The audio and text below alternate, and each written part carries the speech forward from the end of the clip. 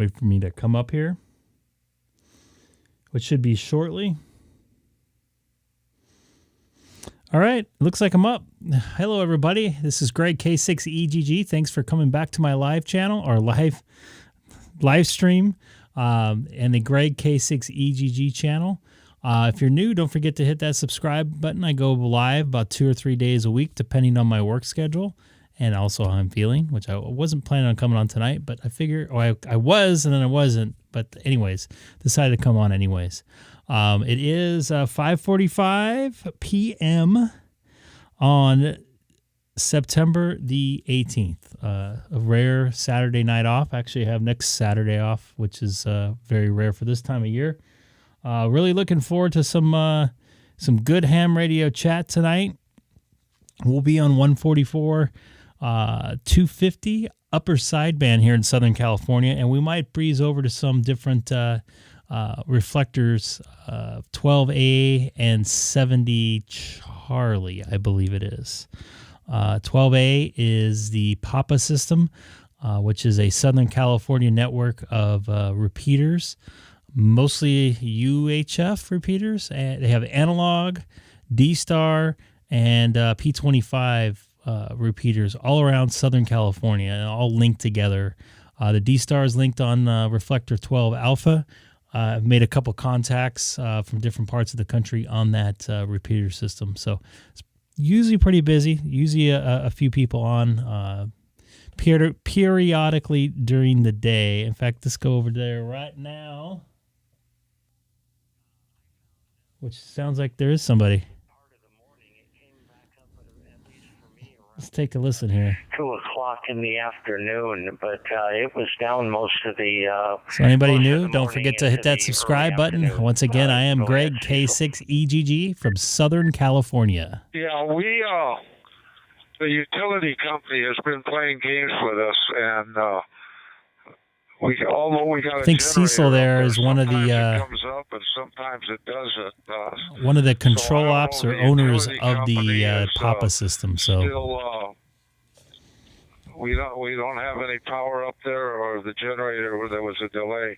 But anyway, like I told Rick, it's up and running. I'm here where I'm supposed to be. I got to go in and pick something up. So I'm glad to hear that the system's back up. And sounds like they had a system when that problem. Of course, I tried to use it happens, earlier. I didn't hear anything on it. It's good to let the tech guys know, and the best way is not to tell me or anybody. If you're a Papa member and you're registered, just go to the Papa website and ask Papa. Just fill out a quick form that you found that the analog and DStar was down, and Got timed out. There's a 1-minute timer on this repeater. Anybody new? Actually, anybody want to jump in and say hi in the chat? Tell me who you are, of course. And if you're new, introduce yourself. For some reason, this thing takes another minute to reset after the timer goes out. So that's what we're waiting on there. Cecil. Okay, Cecil, enjoy dinner or whatever you got going on there. And I'm going to be on the side, too, tracking down a critter in the house. N6 PSP, I'll be clear. Hopefully it's not a rat. Talk to you later, Mike. Yeah, thank you, Rick. Thank you, Cecil. And I will also be on the side, W6MDA. It's Mike. I've actually talked to him on sideband before.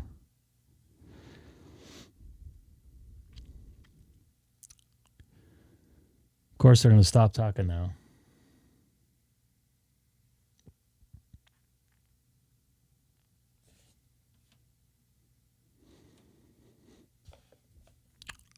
Should I jump in and say hi? What do you think? Jump in the chat. Think I should say something? Andy or Ray's probably watching right now. Or Martin. There is a live ham radio. What's that guy's name? Josh, I think. Ham Radio Nation, I think it's called. Or Ham Radio Crash Course. He's on right now.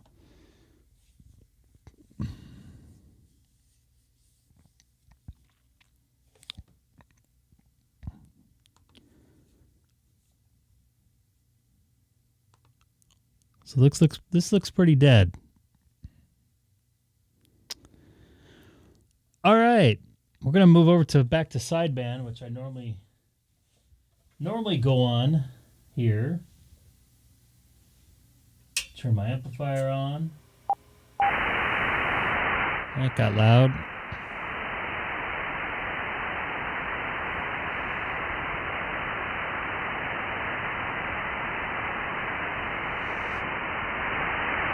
Kilowatt 6 Echo Golf monitoring 144 250 upper sideband, city of Chino, 2 miles north of the Chino airport. Anybody on frequency?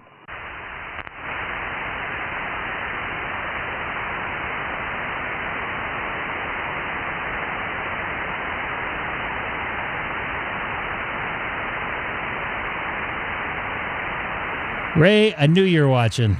Hey, Greg, WA6, Q6EGG, Keith. Ray N3 EPA. Hey, Keith, K6EGG, nice to hear you. Whiskey Alpha 6, Quebec, X-Ray Alpha, you too. I was on last night, and I think I might have missed you. Or were you on last night? I can't remember. I felt like it was 2 weeks ago. You know, I was in the shack and it seemed like the frequency was dead, so I was doing a lot of HF instead, but I kind of had it on, but I didn't see much going on, so I just kept doing HF. It got a little busy. I ended up going to sideband or DStar for a little bit when I first started out, and ended up on sideband. And I did a lot more listening and talking yesterday. Wait a second, was that last night or was it 2 nights ago where they were like getting into economics and all that kind of stuff?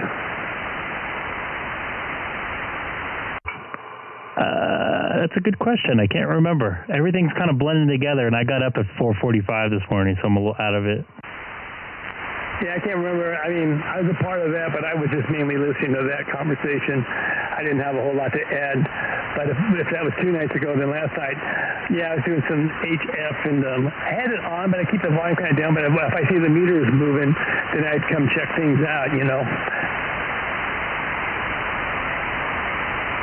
You make some good contacts there on the HF? What, today or yesterday? Let me see. Last night.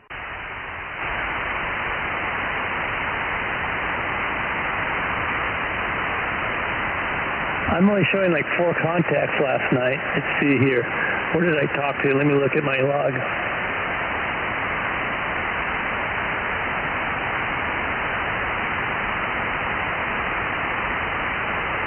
Yeah, mainly Washington area. Washington, a little bit of Texas. Like Washington, D.C. or Washington State? Washington State. Now, there's a lot of contesting going on right now all over the place. Texas got 20 meters I'm on. Texas got it going on. Washington State, they call it the Salmon Run contest. Then I just spoke to a guy in New Jersey. He's doing the New Hampshire, what's he called, the New Hampshire, some kind of contest, I forget. So a lot of these are contests where I just check in for them and see if I can make contact, and off and on, you know what I mean? I haven't had really too many long QSOs the last couple of days.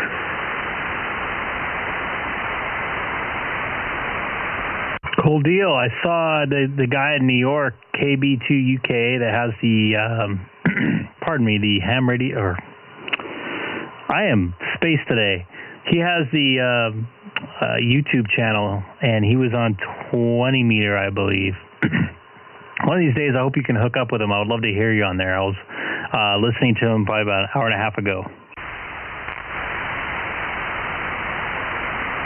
Yeah, I'd like that too. Yesterday, Dave hit me up. He's in Florida, evidently, on some kind of vacation. And he said, hey, I'm talking to California, get on frequency, blah, blah, blah. So I tried, and I couldn't raise him and stuff like that. And he says, hey, move to this frequency, there's so-and-so. Try to hit him. I had no success with what he was trying to have me hit. But it was worth trying, I guess. But, you know, that hitting New Jersey just now, that was kind of a nice contact. Hey, you never know when the path will be open. Yeah, you just never know. I talked to Tony this morning, probably about 6:45 on 5.2, and we also went to DStar Simplex as well. I spoke to him today, too, for a short while, yeah. I got my mail a little bit a while ago. I got a QSL card from some guy. I can't even remember talking to him. It wasn't that great of a trip. It was Sacramento.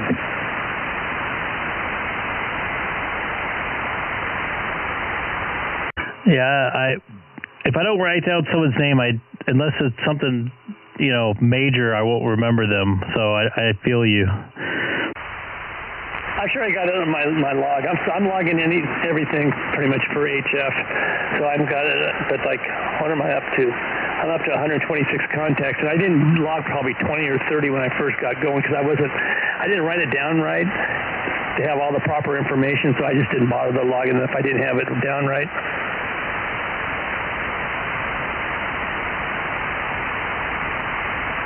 So Ray N3EPA is watching and listening on YouTube right now. He is currently in Nebraska, and he says 20 meters was open most of the day there in Nebraska. So did you make any Nebraska contacts there? Past couple days, no. That's unfortunate. That would be funny if you made contact with him. Yeah, that'd be awesome. That'd be awesome for sure.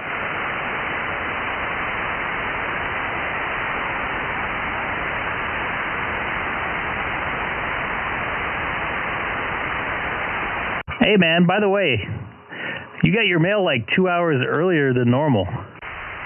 Oh, I don't even know if it might have been yesterday's mail, that it was a postcard that I didn't catch when I grabbed the regular mail. So it could have been yesterday's mail for all I know, because that was the only thing that was in the mailbox. And I grabbed the mail from yesterday this morning. I went to get a haircut, and I looked in my mailbox, I didn't grab the mail last night, and I grabbed the 2 envelopes. But that one could have slid it and stayed in there, not me recognizing it, so I don't know. I normally don't get mail over the weekend. Sometimes I don't even get it Friday. They have staffing problems, quote unquote. Oh, we have that same issue, man. We haven't had a standard carrier for probably 3 to 4 years. It's always changing, and it seems like it's always different people. And typically, there's been nights where we get it between 8:30 and 9:30. Sometimes this lady's doing it, and she's got this kind of like a light bulb on her head, kind of like as if she's doing the cave type work,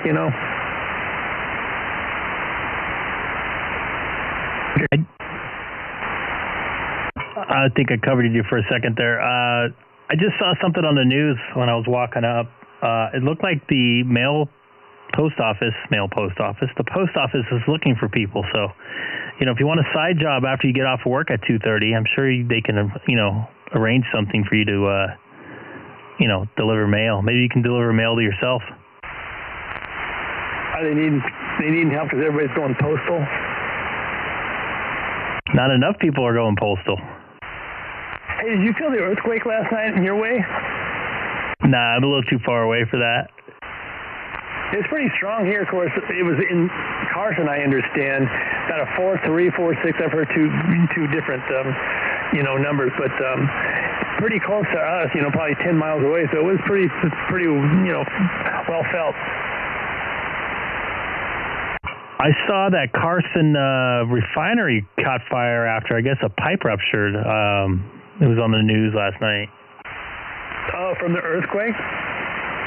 Yeah, I mean, it was only, a 4.2? 4.4, something like that? Probably the preliminary, then I heard 4.3 today, so I'm not really sure what the latest is. To be honest with you, I haven't watched the news. Let's just call it 4.9 to make it sound bigger. Well, so I was talking to Dave, texting back and forth. I said, wow, we just had an earthquake. He goes, really? I said, yeah, it felt like between a 5 and 6, just estimating. And the prelim came in at 4.6, and so he called home immediately to make sure everything was okay and stuff like that. And he told me, it's 4.6. It was stationed in Carson. Or he's telling me this, he's out in Florida.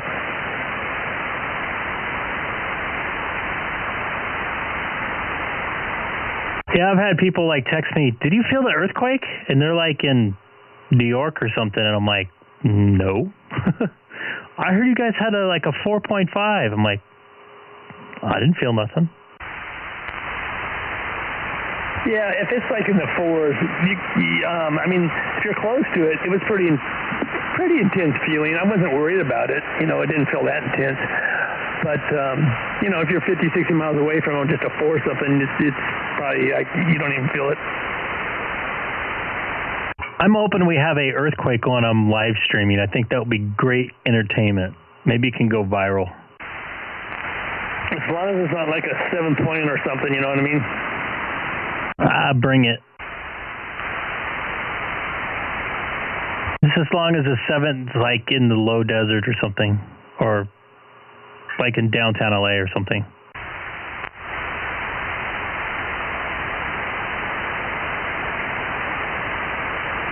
There's some faults up your way. I know when I was in junior high, I think I was in junior high, it's like 89 or 88. No, wait, no. It was 91. I was just out of junior high. There was a big earthquake in Upland. I think it was like a 6.9 or something like that. And I remember being outside and you could see the street rolling. It was pretty crazy. 89. I probably was living in, I was probably living in Long Beach by then.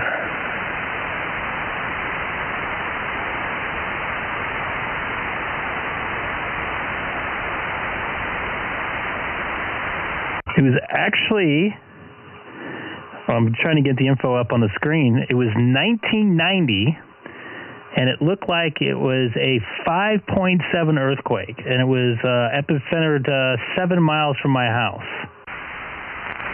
I'm sure you felt that one. Yeah, I was already living in the Long Beach area by then.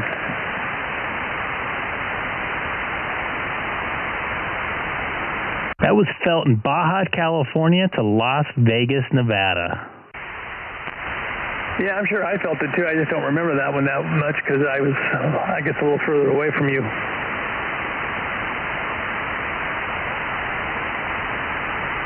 I think that was the closest big one I've had to deal with. Well, I remember that I think this was the 80s. Wasn't it the Whittier quake? I felt that when I was living in Montclair at the time. I remember that one pretty intensely. That might be before my time. The only other big earthquake I remember is the Landers one, and was it October 93? How old were you in the early 80s? Like 6 or 7. Okay, so you might not even remember it. Yeah, I remember that one though. Yeah. Oh, Landers was actually 92. I thought I was out of high school for that one. And that was a 7.3. What's the big one up in San Francisco? That was in 89, right? Do you remember that one? I saw that live on the World Series, yeah. And then the one that was Silmar, was that after or before? That I don't know. Were you too young for that one? That was an intense one. I think I was too young, but I remember the San Francisco quake because we were up in San Francisco like a month before that. Yeah, that Silmar quake, some like freeway overpasses just collapsed, and people were driving and just falling off the, because the road collapsed and stuff like that. It's pretty bad.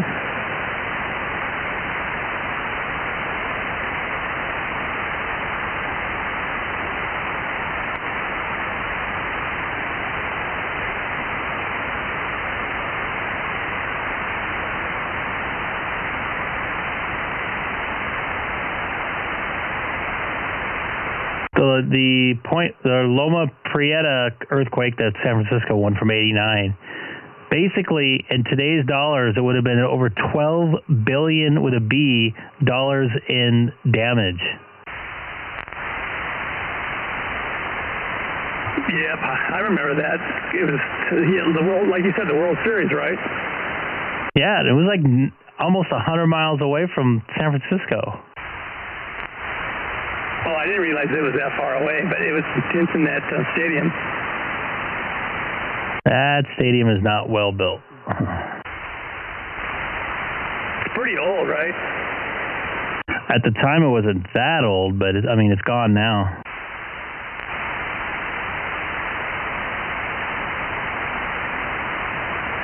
Hey, anybody new to the channel? We're just chatting about earthquakes from the past. Anybody new, just hit the subscribe button if possible.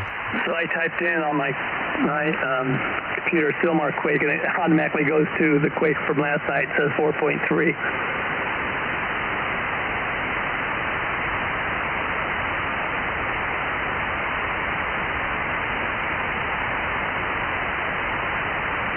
Oh, wait, the Silmar quake was 1971. That doesn't sound right.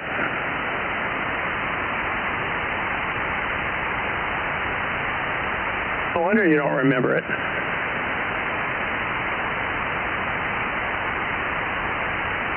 I wasn't even a gleam in my dad's eye in 1971. I'm reading it. It says, how long did the 1971 Silmar earthquake last? About 60 seconds.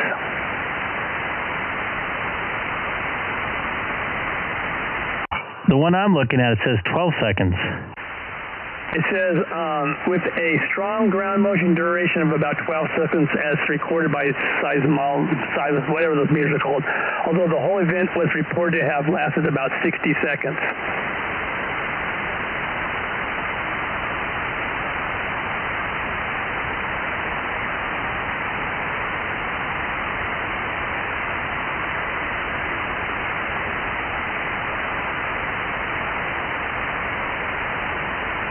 6.6, that's a biggie. Ray says he remembers that one. Was he living out here at the time?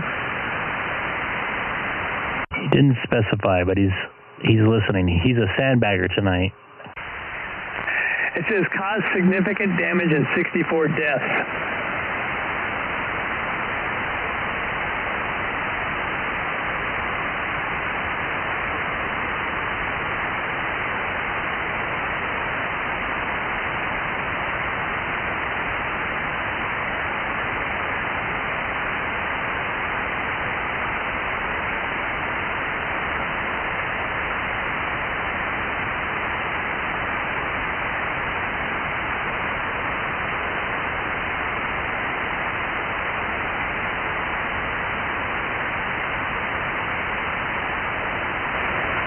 Okay, the Whittier earthquake was 1987. Did we already say that?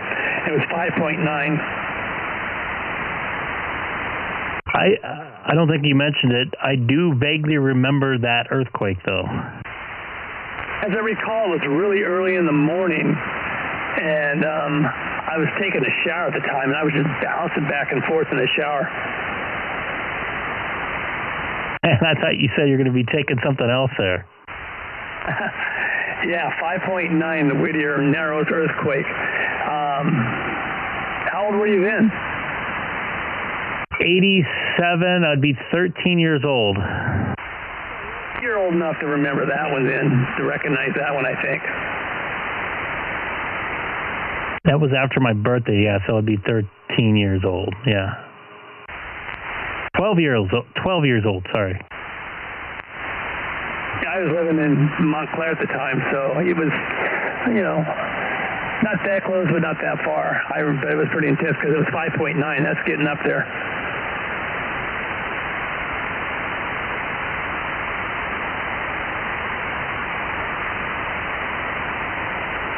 So have you been off today, or did you work?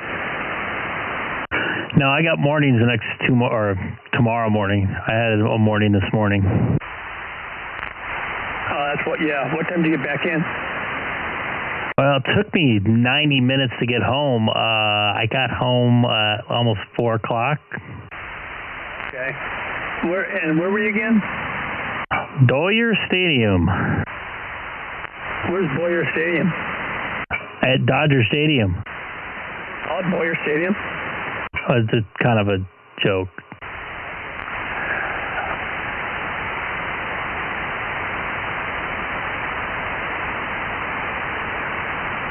Yeah, we haven't really had any major earthquakes for a while, huh? Yeah, I hate to say it, but we're very, very due for a decent size one. Although a 4.2 or whatever you said, 3, that's pretty sizable. Back in the day, without all the earthquake reinforcement, that would have probably caused more damage. Yeah, you know, these little 4.3ers, you know, they're actually probably good because they kind of let off steam, right?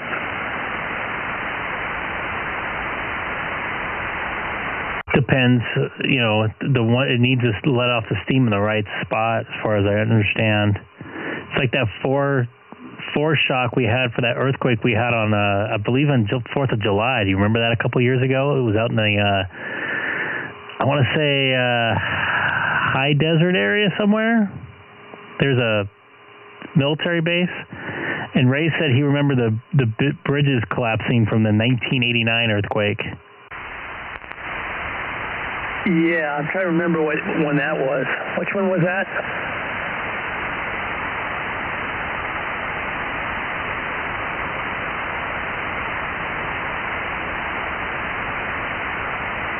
I have to scroll back on YouTube to figure out. I can't remember. Northridge quake, that's the one I was thinking about. I was getting that confused with the Silmar quake.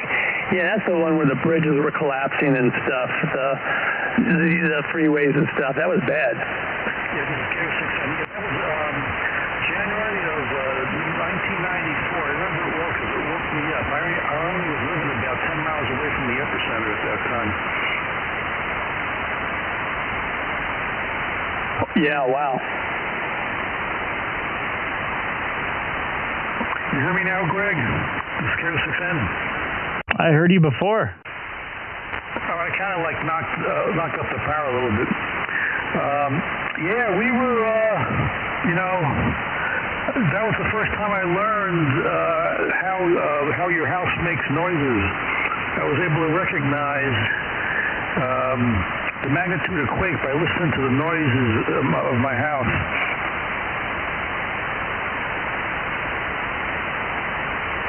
That quake, man, I'm just looking, 6.7 out is a biggie. Yeah, I was living just north of that overpass from the 14 to the 5 that broke. That's right, that was the one. That was the overpass. Yeah, wow. So you must have, like, it was early too. It says I'm looking at it online, 4:31 a.m. Woke us all up out of our sleep. Yep, woke us all up. I didn't go to work that day for another 3-4 days, I think it was. That was when I was part of DCS and wound up over at a, what's it called, Red Cross Center, dispatching supplies and stuff. Any damage to your home? No, not much. Just about 60,000. That's about all. That's all. That's a lot. That's more money I have in the bank. There was, well, I had earthquake insurance. It wasn't too bad. There was a woman across the street who was trying to buy a house that was near downtown, not where, it was in, you know, downtown Newhall or, so she was having a problem with that. It took her like almost a year. It was like 6 or 8 months, something like that. When the house finally got into escrow to clear it. So she moved in, and then within 6 weeks we had that quake, and they condemned her house. Oh, wow. Yeah, Canyon Country. You know, there's Canyon Country City Hall. So the house that she was in didn't have much damage, but the house that she moved into, you know, was red tagged. You know, I don't know if she ever fixed it up because we moved out of there after that.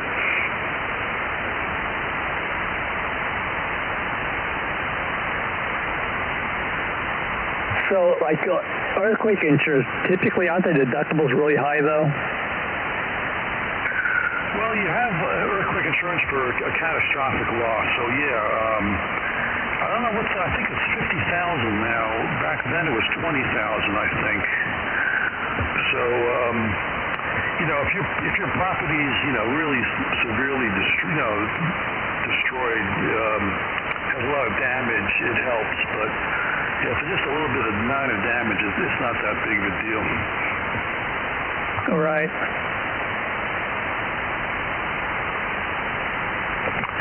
And let's see, yes, that was an interesting time. Yeah, we had like over 100 aftershocks, and at that time, Big Bear, that quake in Big Bear back in 92, I think it was, where that one kid got killed because some bricks fell off a fireplace. That opened up too. That started to have quakes also, and I could tell. Within 1 week, I could tell whether it was a Big Bear quake or a Northridge quake, and I could predict what the magnitude was just by listening to the house. That's pretty good. Yeah, it's too bad I can't somehow monetize it, but just one of the, when you're in the middle of it, it's just one of the things you pick up on. Yeah, so the one that that happened last night, I was talking to Dave. Dave's in not Texas, sorry, Florida right now. So he was texting me because he wanted me to try to talk to him. And from Florida and everything, I couldn't get him, but he was texting me, and I said, "Wow, we just had an earthquake." And he goes, "Really?" I said, "Yeah, it felt like between a 5 and a 6." I said, "I'm just guessing." And the preliminary, I think, was 4 or 6, but it turned out to be like a 4 or 3, I guess, when everything was said and done. But he called home immediately. I don't know if you heard that part. I was telling Greg that a little bit ago. And he's telling me all this stuff. He goes, "Yeah, the epicenter was in Carson. It was a 4.6 initial, rating, whatever." Yeah, he missed all the action. When's he coming back? I think he's gone for a little while. He went vacation with his brother. I think he's going to take a boat down to some of the islands and stuff like that. I forget all of what he's up to. Sounds like fun. Yeah, that's right. So you watch Alex there, huh? I wonder if they're going to make him wear a mask or get a vaccine, prove that he was vaccinated. Say that again? I wonder if he's going on a cruise ship. I was just saying, I wonder if they're going to make him prove that he was vaccinated. Oh, I think he's doing a private yacht thing. Oh, okay. Well, I guess he doesn't have to worry about that then. Yeah, as I recall, it's supposed to be a private yacht. I could be wrong, but that's supposed to be part of it. When he explained the thing, he's going to have an extended vacation. Oh, must be one of those police perks or, private eye perks that he's got. That's nice. Well, it sounds like he'll have a good time. Comment? Say hello to our German viewer tonight. Hello, Germany. DE2TRF. DE2TRF. That's pretty good. You kind of wonder how they found out about the YouTube station. Hey, maybe you could start something where if we have a lot of DX viewers that have DStar capability, we could meet on some reflector or something like that. I actually had a couple guys when I was doing some afternoon YouTubing a couple weeks ago. I had talked to somebody in Illinois. I don't think I wrote down his call. He found me on YouTube, and we met over on Reflector 12, I think.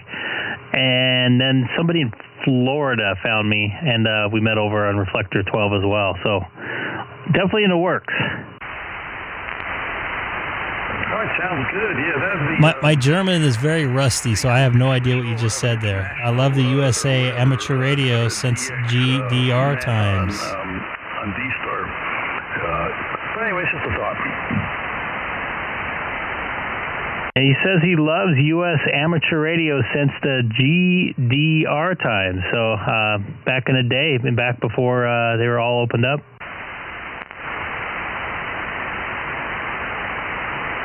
GBR, what's that stand for?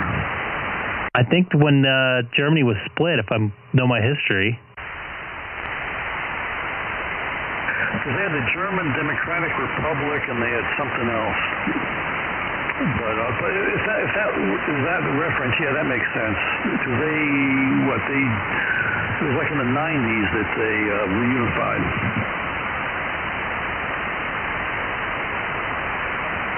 Greg, remember that first contact that we did that with? It was a guy from Europe someplace? Actually, that was from New Zealand. His name was Jason, if I recall. That's right. That was pretty happening. Yep, the German Democratic Republic. Roger.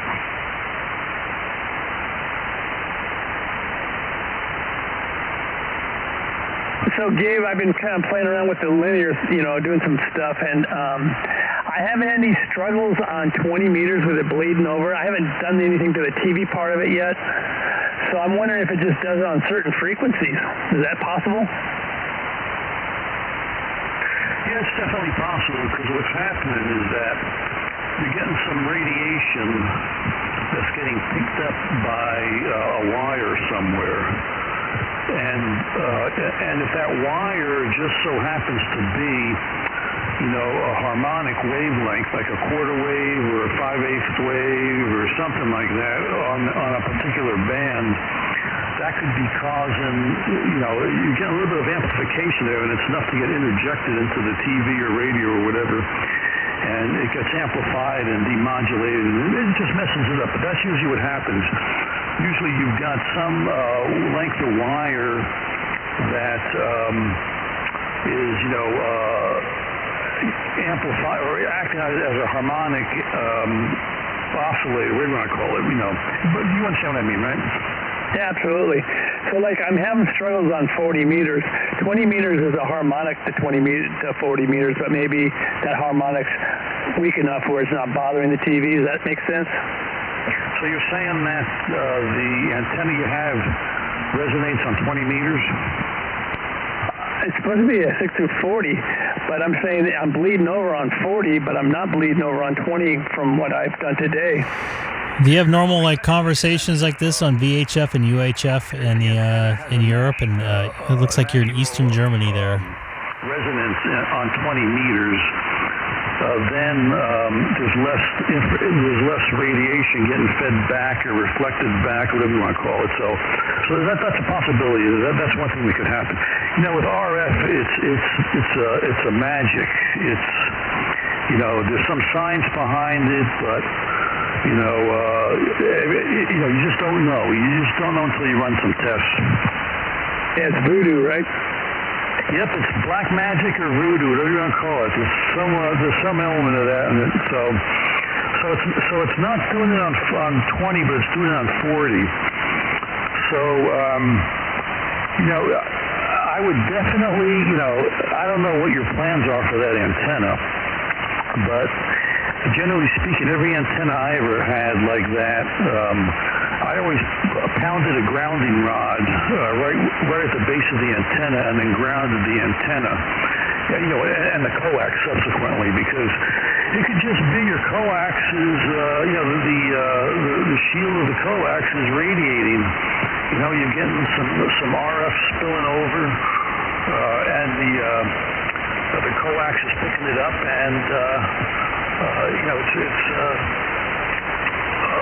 bleeding back into your house. Now, one test you could do, I just thought of.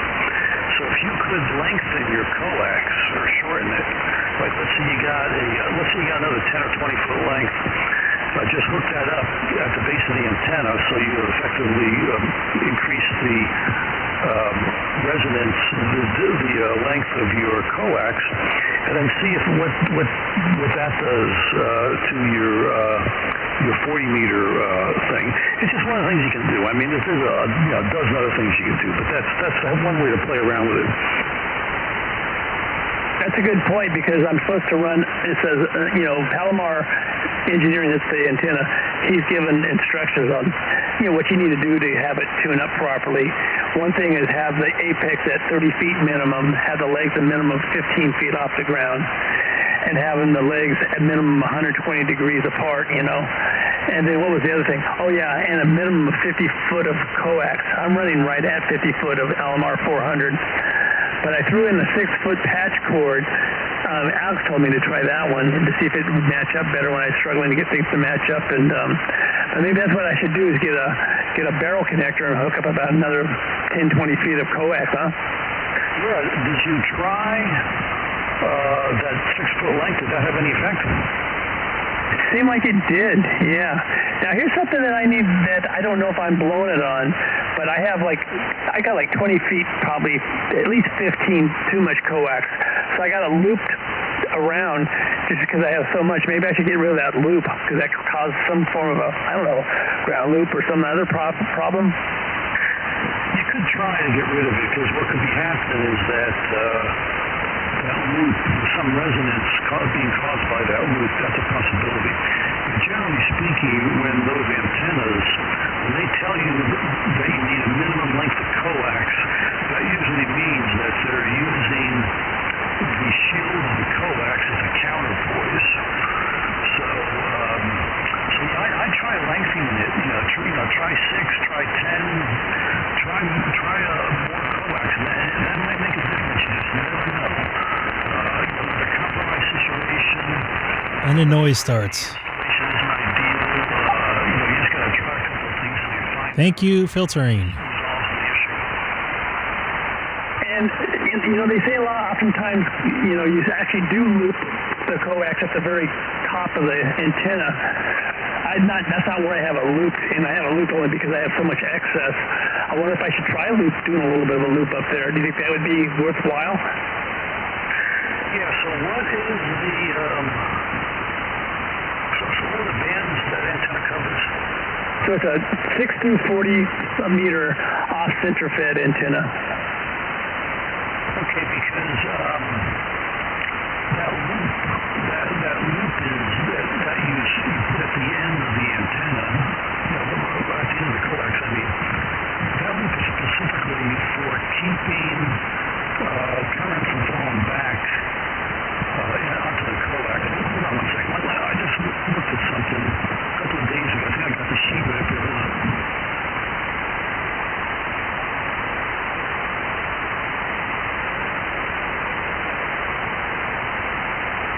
You're not getting bored, are you, Greg? No, I'm chatting in the chat with our new friend from Germany. I actually saw his YouTube page, I don't know, maybe a month ago, so it's kind of cool to actually touch base with him. He doesn't speak English, though, so he's using Google Translate. Okay, interesting. At least that's what I understand.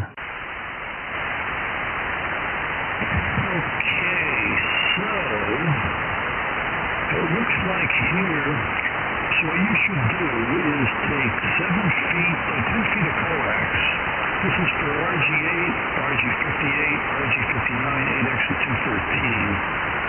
You should take 10 feet of it and make 7 turns of it. And that should be right at the feed point of the antenna. That's 10 feet, 7 turns. So I'll have to go up there and do that maybe tomorrow. It's kind of getting late now. But I did loop my coax for my 2 meter 440 antenna, but I didn't do that many loops. But I did do it because I read it said to do that, so I did it. I didn't know if it was just necessary on these HF wires. Well, the higher up in frequency, the less turns or coax you need. I'm just looking at here.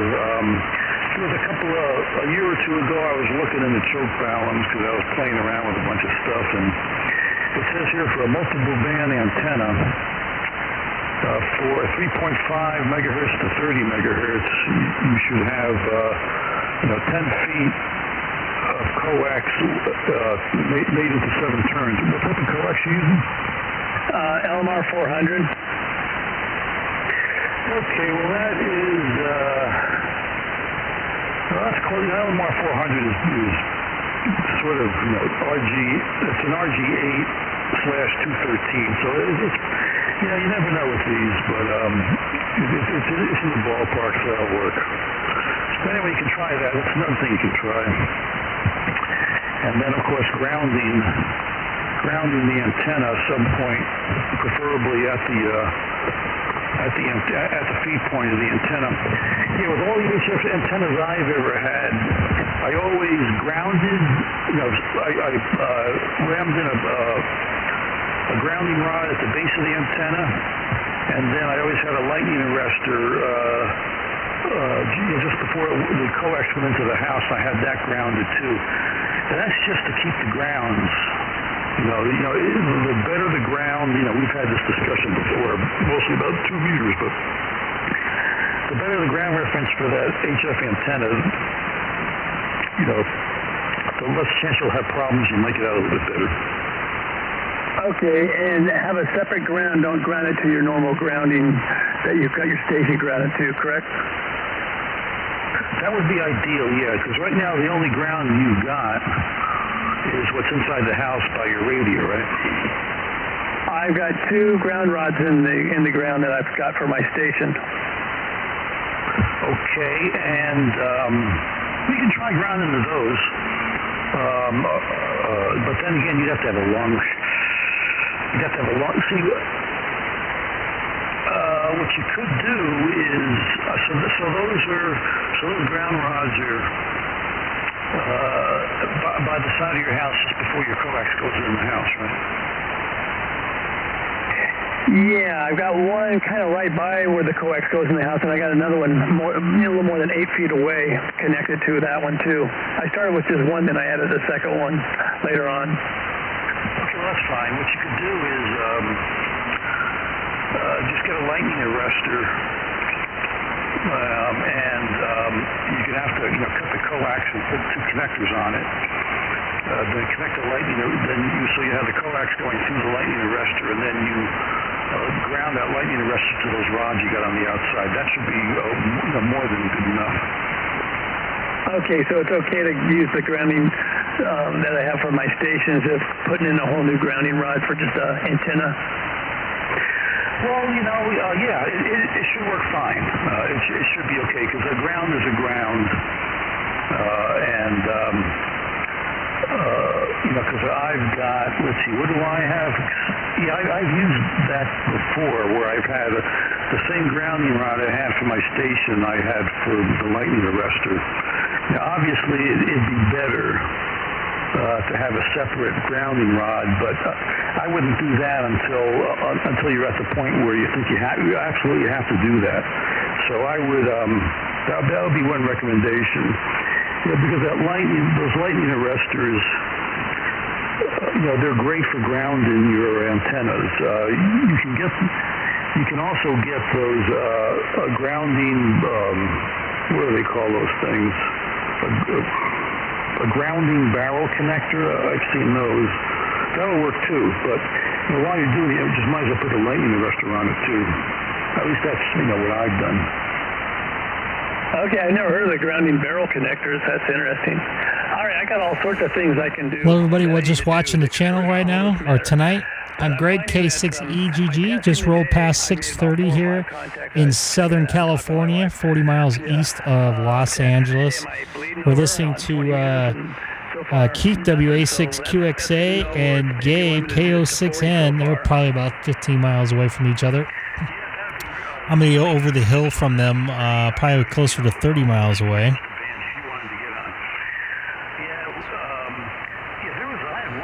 Anyways, anybody new to the channel, don't forget to hit that subscribe button. I come on the air, or come on streaming about 2 or 3 days a week, depending on my schedule. I'm 40 miles east of Los Angeles, in what they call the Inland Empire in Southern California. So once again, thanks again for subscribing. Anybody new? Maybe you could do some DStar later with some Europeans. I think that would be fun. This is Greg, K6EGG. Write it down. You gotta write it down, because if you don't write it down, you're gonna forget what it is. So once you've got a little dossier of what you've done, what you've tried, and what worked, that will help eliminate the problem. Well, let me ask you this. I have a 20 or 25 foot run of like some RG8. Is it bad to connect something different into the coax I have right now? Meaning I got LMR 400 to try to make a 70 foot length Is it bad to hook up something that's not the same, LMR 400 to a different type of coax? Now, the type of coax won't make any difference, but the RG8 will have, the shielding is less better. They're all 50 ohm coax, they're all compatible, so you're not going to do anything bad. You're not going to cause any problem. But obviously, if you had it all, since LMR 400 is the best cable you got, you get the best performance if it was all LMR 400. The RG8X has some additional loss, but you're not going to cause a problem by using different coaxes. I actually have a 25-foot run that I've got for the 1.2 antenna. Maybe I can just try it, borrow it, and try that. That's LMR 400. That would give me 70 feet. That'd give me 30 feet too much, but it might resolve some of my problems with both the bleed over and what else? The SWR. Yeah, let's say you throw in that 25-foot length and all the problems go away. It's a miracle. Then what you could try to do is put in, 15-foot length or a 20-foot length, and then you just see how short it is.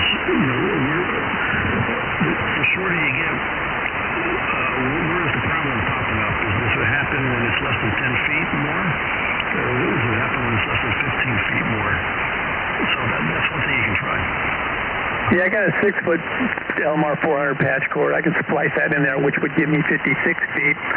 So I got some options to play around with, I guess. Yeah, another thing you could do is just put a grounding,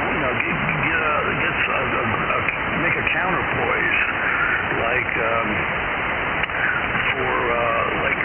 so the problem's on 40 meters, so 40 meters, a quarter wave is 33 feet, which is kind of long.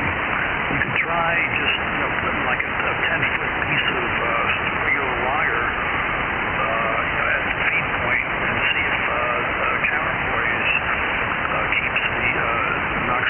takes care of the problem. Because, like I said, that antenna is using the coax shield as a counterpoise, so maybe if you add some more counterpoise, via some electrical wires, it might help.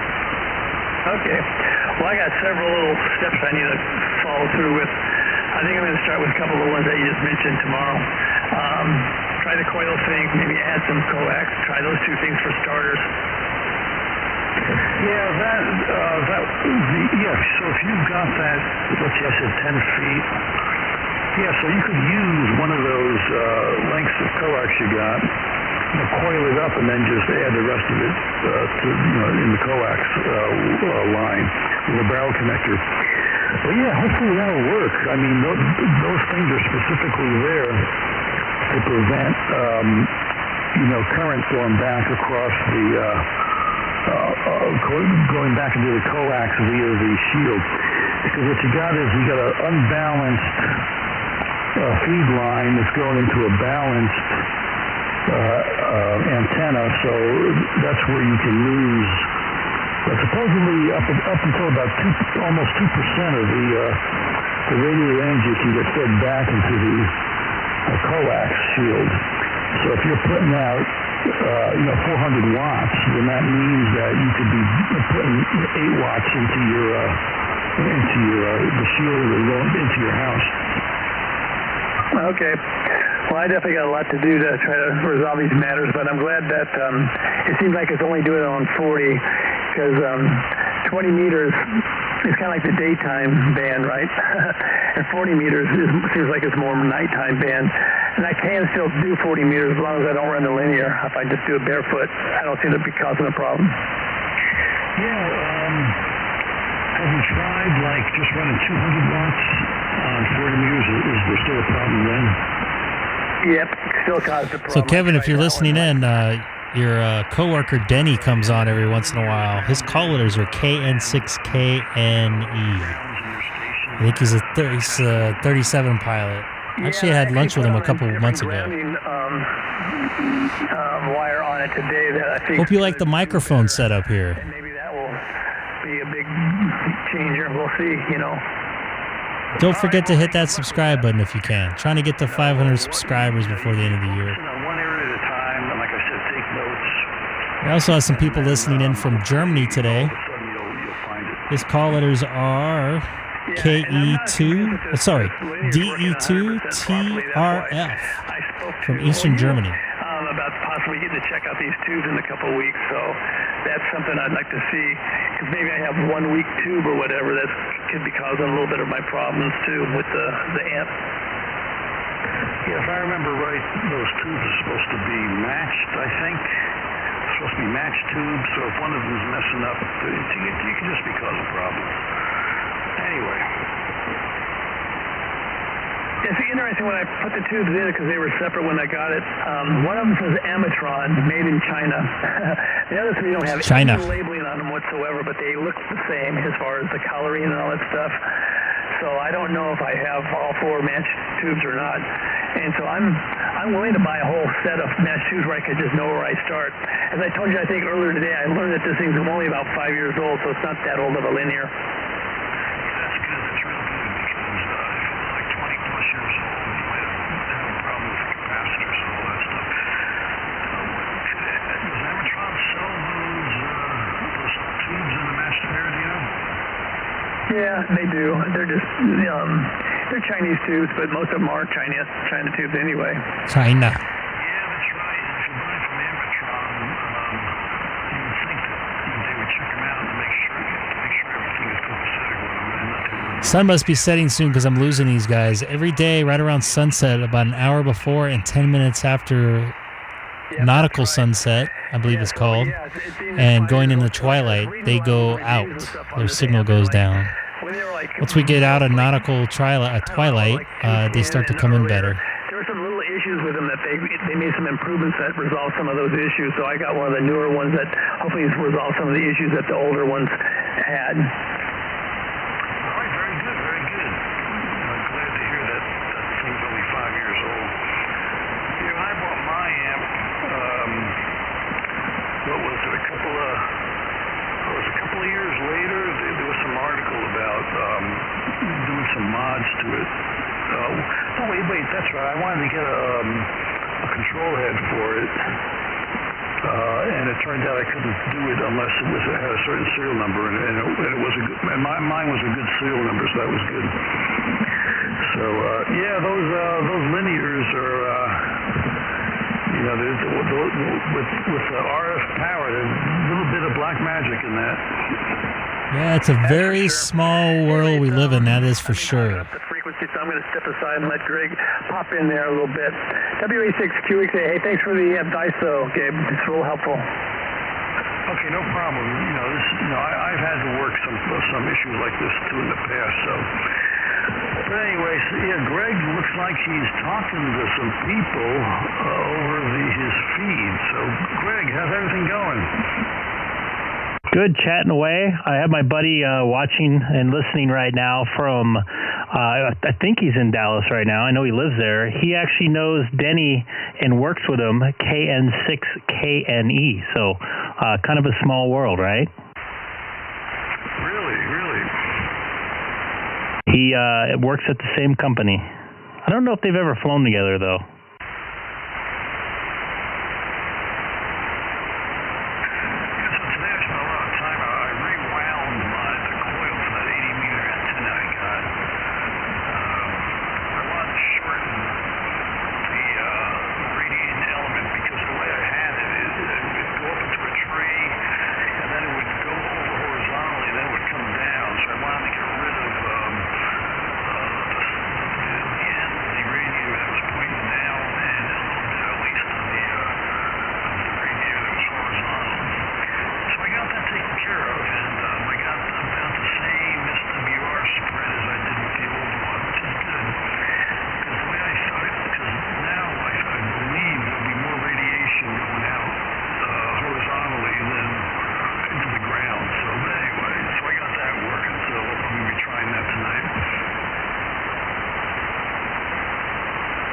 And I'm having a 2-meter signal dip right before sunset right now. I almost completely lost you now. Yeah, you got a little weaker too. Because Happens almost every night the last couple, like 2 weeks. So it's right before sunset and like Indo-nautical twilight. That's when the signal usually gets a little better. You're still hitting me with an S9. I got my preamp on, but you're still hitting me with an S9. I don't know why I have it on right now. I'll turn it off. You got about an S5 here. Are you running your juice, your power? Nope. Yeah, you don't need to right now. I got you loud and clear. But Gabe like fell off a cliff there when he was talking about the wiring.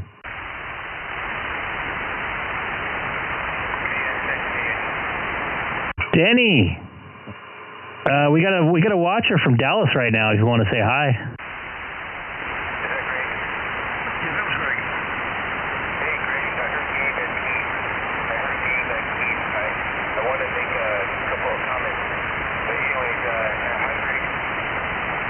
Yeah, do you want to say hi to Mr. York?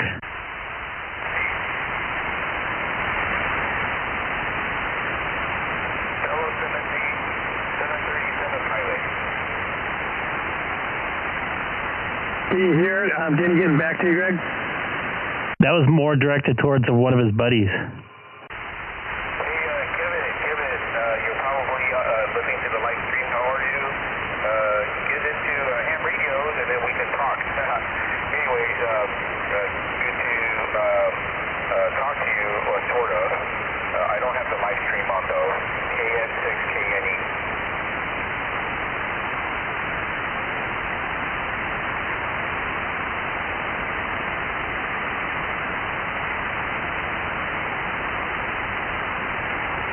Hey, Greg, you copying Denny? I am. I was just letting him go. Let you guys go. I know he was going to jump in and say something on between you guys' conversation there. So I'll let it go. Yeah, continue, Denny. Couple things. One for Keith and one for Gabe. Gabe, I made my first use of a DSCW, and it was a special event, so it was a relatively easy deal. But when I hear CW, some guys are on it really, really fast. Maybe 25. Rick, have a good night there, buddy. They'll see you on the stream or on the chat tomorrow. Well, they might be doing it by computer, but nowadays there's something called a keyer. Are you familiar with what a keyer is? Yeah, I have a paddle, set of paddles, and then the keyer. Stream will stay going. I'll be right back. I gotta take care of something real quick. And I can set the speed of this decent dot.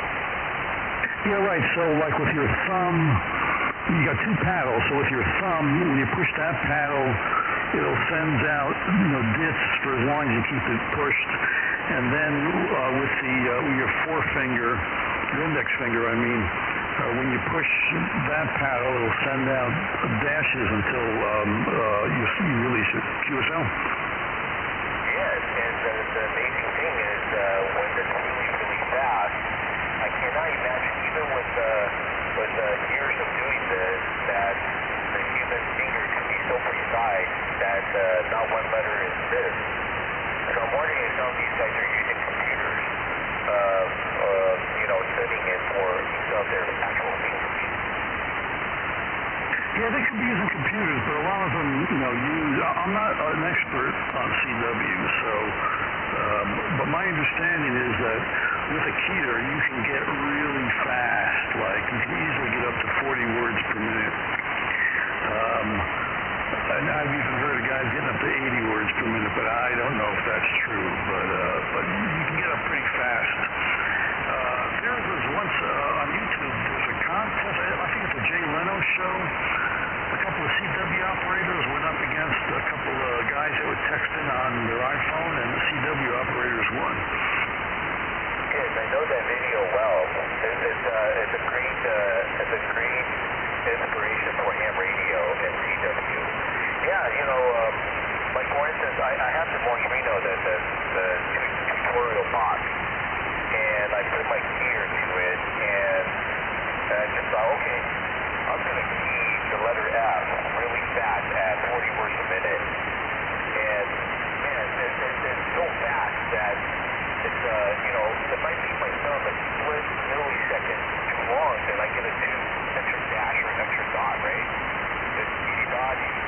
So, I can do it at random, and maybe I can get the actual letter out one time out of 12 or something. So I just find it very incredible that you guys are going so fast. But anyways, I'm just going in my pace now. Happy to make the first queue though, and still learning CW. Hey, congratulations. Very good, very good. Yeah, that's one of the things I might try to get into, in a couple of years or something like that. I had a problem with CW. I'm one of those people who have that 10-word per minute limitation because it really was hard for me to pass the 13 words per minute test. But I still have my keyer, and I keep on looking at it every now and then. Like once a year, I pull it out and take a look at it, make sure it's okay. But that definitely could be something that I'll get into sometime in the future. Oh, that's interesting. Yeah, you have a keyer, you look at it once in a while. Yeah, that's what, I've been practicing with that Borsellino box at about first at 12, and that practice at 15 towards the minute, and then when I had the queue till today, I dropped it down to 10 so that I can have a leisurely pace. And seeing especially that the other operator was very good. He slowed it way up for me, so that was really good of him. But anyhow, thanks, Gabe, for your input. I just find it incredible that some guys can do it more than 25. I think the human thumb, it's very well, I suppose you can set the gear or the paddle just right? The spacing and the null zone and all that stuff. Anyhow, KN6KNE. Yeah, and then don't forget that, after your hand has a good mechanical memory, you just, if you want to do an A, the hand just does the magic all by itself. Same thing with, all the other letters. It just knows what the sequence is. You don't have to think about it. Because right now you're saying, okay, A, did da, N, da, did. You think about it, but at some point in time, your hand's going to have that mechanical memory, and it'll just do it like magic. Right. That's right. Yeah, it's starting to hear the keys of dots, like music, like a Royal Keys Alley, right? You can pick up CCW because it's like music, the rhythm to the letter C or rhythm to the letter N, so on and so forth. And which leads me to my second thing about I heard you guys talk about the amp. What's the deal with the amp? I'm having little struggles with it. I want to see if all the tubes are legit, as far as working properly, because it's kind of acting a little funky on me. Oh, okay. You plugged it all in, got all the cables, got power to it, and you turn it on, and it's not acting weird. Yeah. Well, one thing I had problems with was I was bleeding over on the TV on 40 meters. But a separate issue is it's not giving me full power all the time. It'll do it and then it'll peter out on me and so forth. So I need to see what's going on. I have a feeling like maybe I have a bad tube. I want to check them out and then maybe just buy a set of 4 where I just know I'm starting from scratch because it is a used amp. But I did learn it's about 5 years old, so it's not ancient. Okay. And for what you command, of course, you tuned in by the instructions, with the load and plate knob. Yeah, I'm doing all that. I've watched videos and read and everything. So I think I got a handle on how to do that right. So I'm doing that, but it's not working 100% like I feel it should be. So I'm still, playing around with it. Oh, okay. Yeah, good luck on that. Sounds like maybe if Gabe can pay one personal visit, probably a lot will be solved. Yeah, he's giving me a lot of tips on some of my other issues I'm having. So I need to, before I have people over, I want to go through the issues that I know I need to do without boring them on those things. Get those things resolved first, and then if I'm still having issues, then get some extra help. You know, it sounds like what you just described, you might have a bad component in there. What I would recommend that you do is, like, on the band you're having the problem with, like, let's say, tomorrow morning you wake up and you turn on the amplifier and then you run a little test on it, and, it's good, and then you run the test 10 minutes later and it's good, and you run the test another 10 minutes later and all of a sudden it starts acting funny. I'd write down those times and then see if it's repeatable. Because it very well could be a component or a tube is warming up or overheating, and that's when you start to have that particular failure mode. Yep, I know what you're saying for sure. Hey, by the way, Danny, how fast are you at CW right now? Sending and receiving. Well, sending, if I can, I don't know if I'm all that fast. If you tell me, okay, send my call sign with a short sentence, and I think about it, I could probably key about 12 to 16. But then receiving, that's really slow, 7 to 10 at best. So receiving's not very good. I'm gonna get one of those decoders to help me. Then I can get on the air more and start building experience and then learn as I go. Yeah, just by practicing and copying people, you'll speed up that. If you're already up to 16 words a minute sending, you'll get it. I haven't done it since I was a senior in high school, but I got myself up to about 18 words a minute receiving. So I was actually probably able to send even quicker than that. Because I had to pass 13 words a minute. They always said, man, get better than 13 words a minute, because when you're under pressure, you need to have a little leeway. So I got myself up to about 17, 18 words a minute back then. But I've pretty much forgotten everything. I can pick it back up, and I probably will once I retire, where I have some time to play around with it. But right now, I'd rather just talk. Wow, that's very impressive. Very impressive. And again, today's special event, it's at Route 66 going on till tomorrow. It's kind of, I heard it a couple times, right? The TQ is easy to decipher. And then, I heard Route 66. I go, okay, that's a special event. And I guess the CW special event, you just send your call sign and 599 for green signal and all that stuff. And then it's escape. So basically that's what I did, and he confirmed it. So today was a good, easy first step. That's cool. Yeah, I've made some contacts on that contest you're talking about. It's been going on like all week. I think it actually started last weekend. Right. Last weekend I did all three New Mexico. So I guess the three QSL cards, when linked together, it gives you a nice panoramic picture. And then I got a couple of Californias and something else, maybe Kansas or Missouri. And then the one CW today. So kind of cool. I'll send out one of those cards. I'll have to take my notes and then see what I have to send in. Well, I think it's cool that you're practicing and getting your CW up, because most amateur radios, they don't have to do it anymore.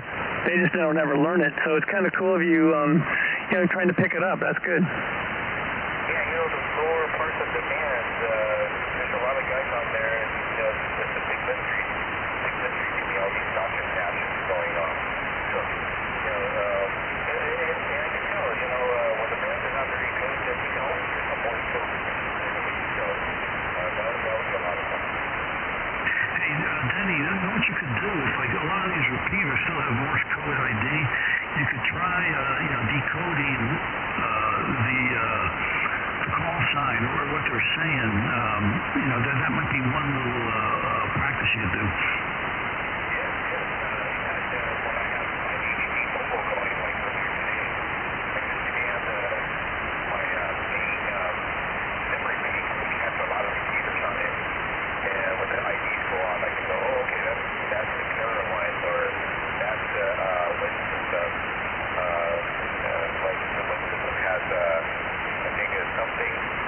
JSI, and that's discernible. Yeah, so that's a good way to practice. I remember when I was learning it umpteen years ago, like when I was driving, I look at street signs and stuff, and I would say, I'd pretend like I'm sending it and stuff like that. So I'd making all that driving time useful, you know what I'm saying, to learn the CW. Well, right, I've done that with the license plate of cars too. Yeah. So and the good thing about this Morse box is that it has different trainers that can generate words and different things. So and CW abbreviation. So through that I can kind of learn to copy too.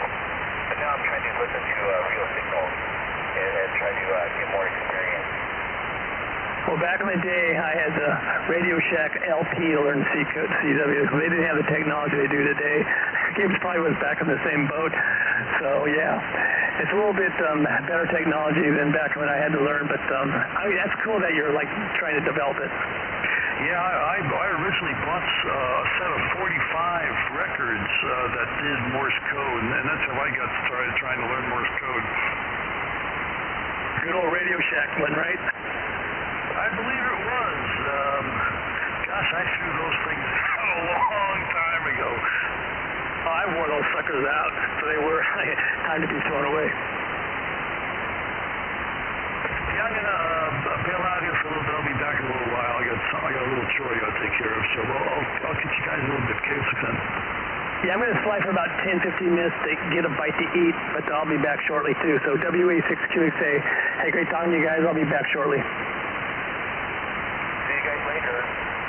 KS6KNE, let's see, Greg is still there?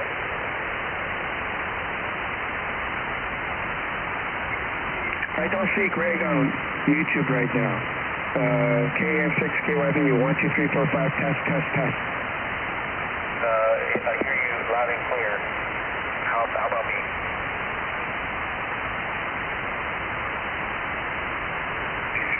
Yeah, you sound loud and clear to me. I'm tuning my frequency to try to make myself sound in tune. Okay. Yeah, I have it down about 0.9. I'm pointing east. Yeah, so with Greg's live stream, I find myself having to tune about 0.06 or so below 250. Yeah, I'm 0.9, so 0.9, which is 249.9. Yeah, we have one more game today at 9 o'clock, so just one game before that. You have one more at 9 o'clock in the night? Yeah, we're differently, so we gotta go to Europa Linda. Oh, wow, okay, all right. Are you going to take your radio? No radio. Okay. Okay, so now I'm 0.94 and I sound more normal. Oh, okay. Did you hear a difference? That was between 94 and 9, whatever it is. Okay, yeah, my initial call was 97 and now it's 94. So maybe from you and me, it's not that much of a difference, but to Greg, it's a big difference. Oh, okay, yeah, I can see that.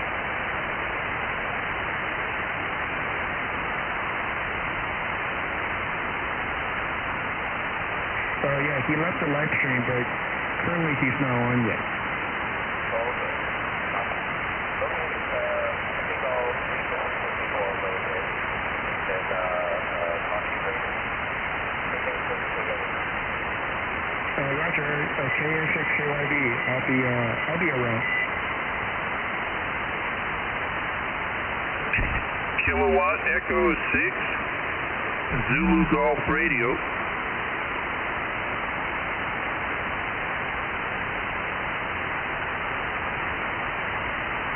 Zulu Golf Radio, Dale. Hey, how's it going? Yeah, pretty good.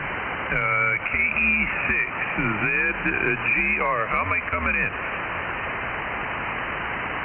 Pretty good. I'm clear. It's K6EGG. Come back again and I'll give you a signal report. Yeah, I'm running my vertical, my 6-loop vertical, and running the original microphone on the 7100. Over. Okay, Roger. About S7, S8. Well above the noise, good audio. Well, that's what I want to hear.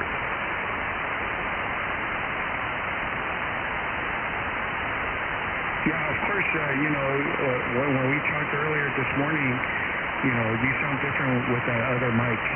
And, of course, that was on FM, so a little different, but still very clear. Yeah, we may have a lot of noise going to be developing when this offshore wind, the Santa Ana condition heats up here. We're going to have a lot of dry air, a lot of static, and that's where grounding comes into play. You can kill a lot of that static if you bleed it off into your ground system. Yeah, copy that. Hey, are we getting that condition like middle next week? I think Monday, Tuesday, Wednesday. Oh, okay. Copy. Oh, yeah, I see a slight warming trend.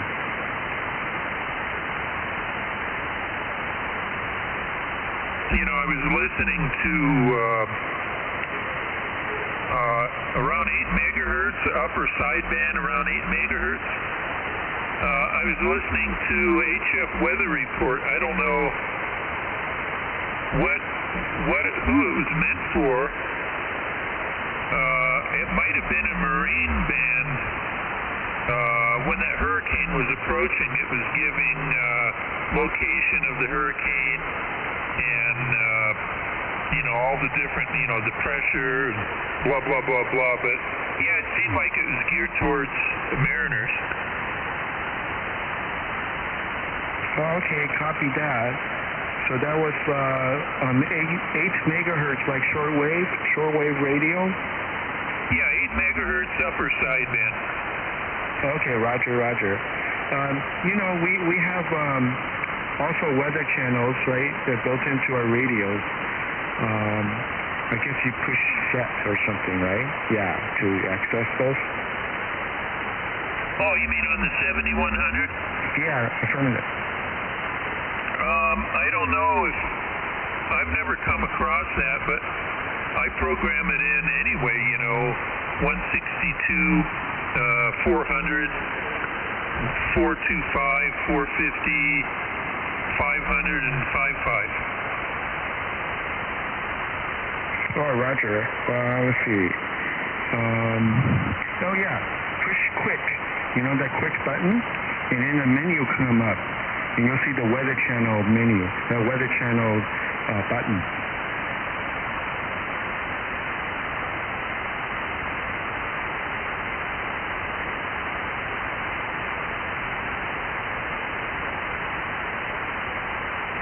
Okay, I pressed that, and I saw a bunch of stuff, but I didn't see weather channel.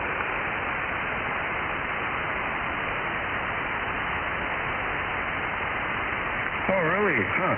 See, I push weather CH. You have that button, right? And then it goes right into a weather channel.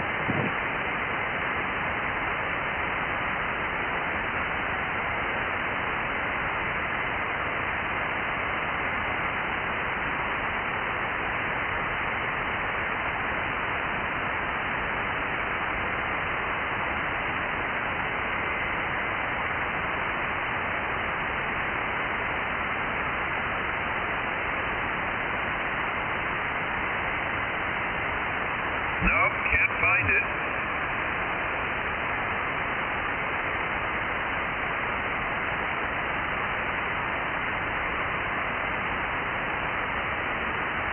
Oh, interesting. Yeah.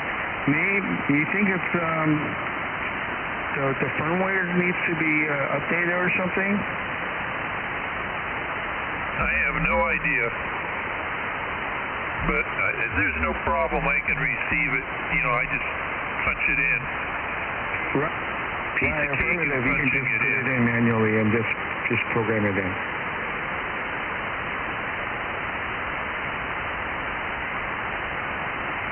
So what do you think about those guys going around the Earth for 3 days, non-astronaut tourist? Yeah, that's all cool. Oh yeah, I looked it up after you told me about it. Well, that was the rocket launch they were talking about a couple nights ago. So yeah. I missed the launch. I heard people saw it, and it was pretty neat to watch. But yeah, that's all good. I wonder how expensive is the ticket. Probably very expensive. Oh yeah. Now I'm wondering why 3 days? And I noticed the inside that capsule is fairly sparse. Was there a woman on board? And what happens? Obviously, within 3 days, you're going to have to poop or pee. Hey, Dale. You know what? That was the first thing I thought of. It cannot be very pleasant. You know, you're floating around there, and those are problems that they probably have special made tubes and stuff, and special settings to where you pooped in, but it's not pleasant, right? Maybe there's a little partition, like a little curtain you can draw around yourself, so you can do that in somewhat, semi-private privacy. Yeah, you know what? It doesn't have to be 3 days. Maybe even one night is fine. Well, next thing you'll have people orbiting the moon, not landing on the moon, but orbiting the moon as a space tourist. That'll be the next goal. Oh yeah, you know what? That's a thought. Why not, right? If they can do that, they can do around the moon, because all it takes is the thrust to get enough speed, and then most of the transit is done without any, or very little power. It's just setting the trajectory and aim for it and shoot. Hey, maybe the bathroom facilities were designed into the chair, where you just have to unzip a zipper or something like that. You're probably told not to eat too much before you go flying, I mean, go up there in the capsule. Yeah, copy. And then to poop or pee, it's probably done with a very strong vacuum. You know what I mean. Yeah, you don't want to be going to Ruth Chris Steakhouse the night before you go to orbit the Earth. No, they probably put them in quarantine and eat nothing but just veggie stuff. K6EGG? Go ahead, Gabe. Hey, I'll tell you a story about Apollo 14. Back then they didn't have any sophisticated human waste disposal set up, so they were using what they call the Gemini bags, which were basically big, sandwich bags. Well, of course, they're much bigger, but they were sandwich bags. So I guess it wasn't too far into the flight when one of the bags broke, and supposedly that capsule smelled for like 3 or 4 years after it landed. Oh, that's horrible. A bag? A sandwich bag? Don't tell me it was a sloppy joke. No, they had these bags, and they would somehow tape them or something like that to their body so nothing would get out, but apparently something happened and one of them broke. And they had stuff floating in the air, and they had to live with that for the rest of the mission.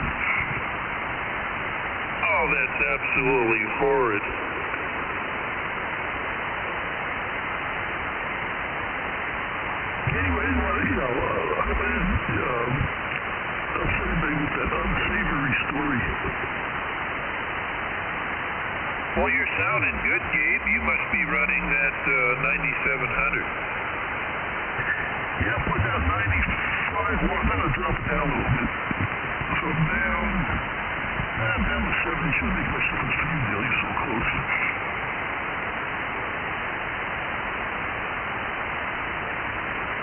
No, you sound fine. No problemo. I'm just doing the 50 watts. That's all. And my vertical. Are you using 7100? Yes, Cerritos. Now, one thing I've noticed with sideband on 144.250 with my 9700, I got to tune it up to 250.1 for everyone to sound normal. But with my 7100, I got to tune it down to 249.9 for everyone to sound normal. So, I mean, I guess it just varies from radio to radio and ear to ear. Yeah, I got to do that on 432. 249.9. It seems like Ralph, the guy who runs the net, I am at 249.94. always seems to be off on, like 432 dot. He's off a lot, and I got to dial him in. Who's that Dale you were talking about? Because you doubled with Tony. Yeah, Ralph, who runs the 432-100 net. Okay. Yeah, I copied what you said there, Tony. But yeah, I mean, it's, with sideband, a lot of it has to do with your ear and where the speaker is and all that stuff, to some extent anyway. Yeah, Roger. Now I tuned it to 249.9. I'm going to hear myself and see how that sounds.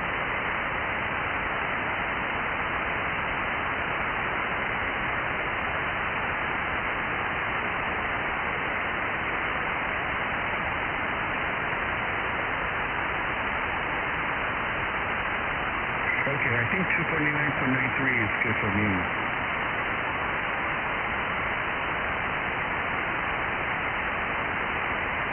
Okay, I'm going to try it. I'm checking mine out at 250.1.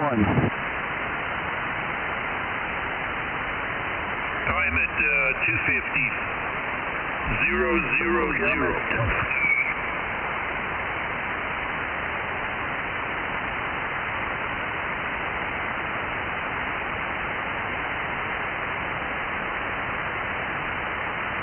What's the deal?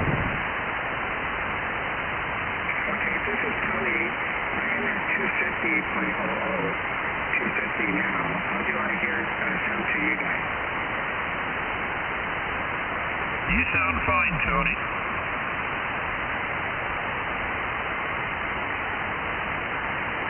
Okay, Roger. Danny said that I sounded really no different either. So it's just a pass from my house to Greg's place. We should try it on DStar and see if it sounds different on DStar. Oh, Roger.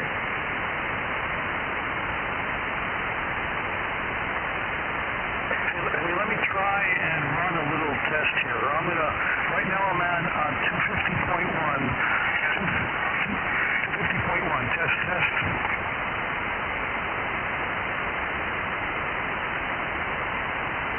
I'm at 250.00. 250.00, test, 1, 2, 3, 1, 2, 3. I like the 00 better. 49, test, 1, 2, 3. What do you guys think? Hey, Gabe, this is Tony. To me, .1 sounded more natural. Okay, I'll just leave it at .1 then. Dale, do you agree with that? I like the 00. I really couldn't tell difference.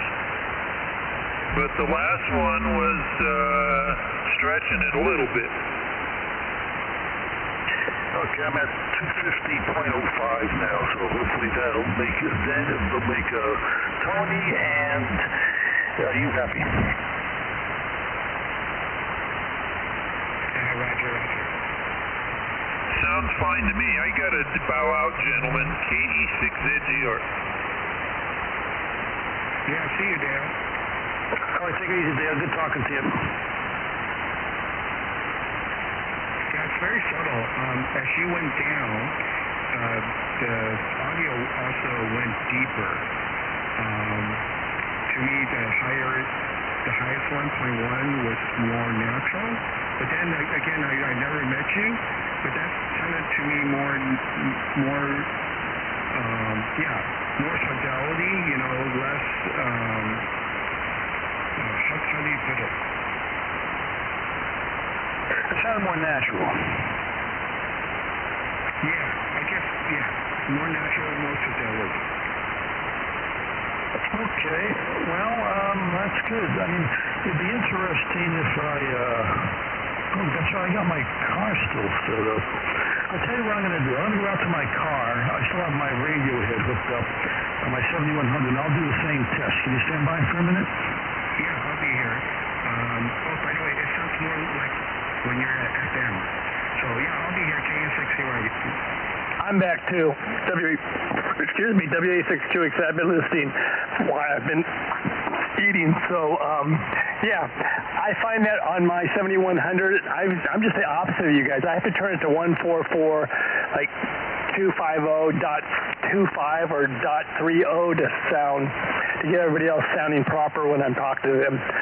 But so I find that the 7100s aren't like right on spot on like some of the other radios. None of them are on. My 9700 is perfect.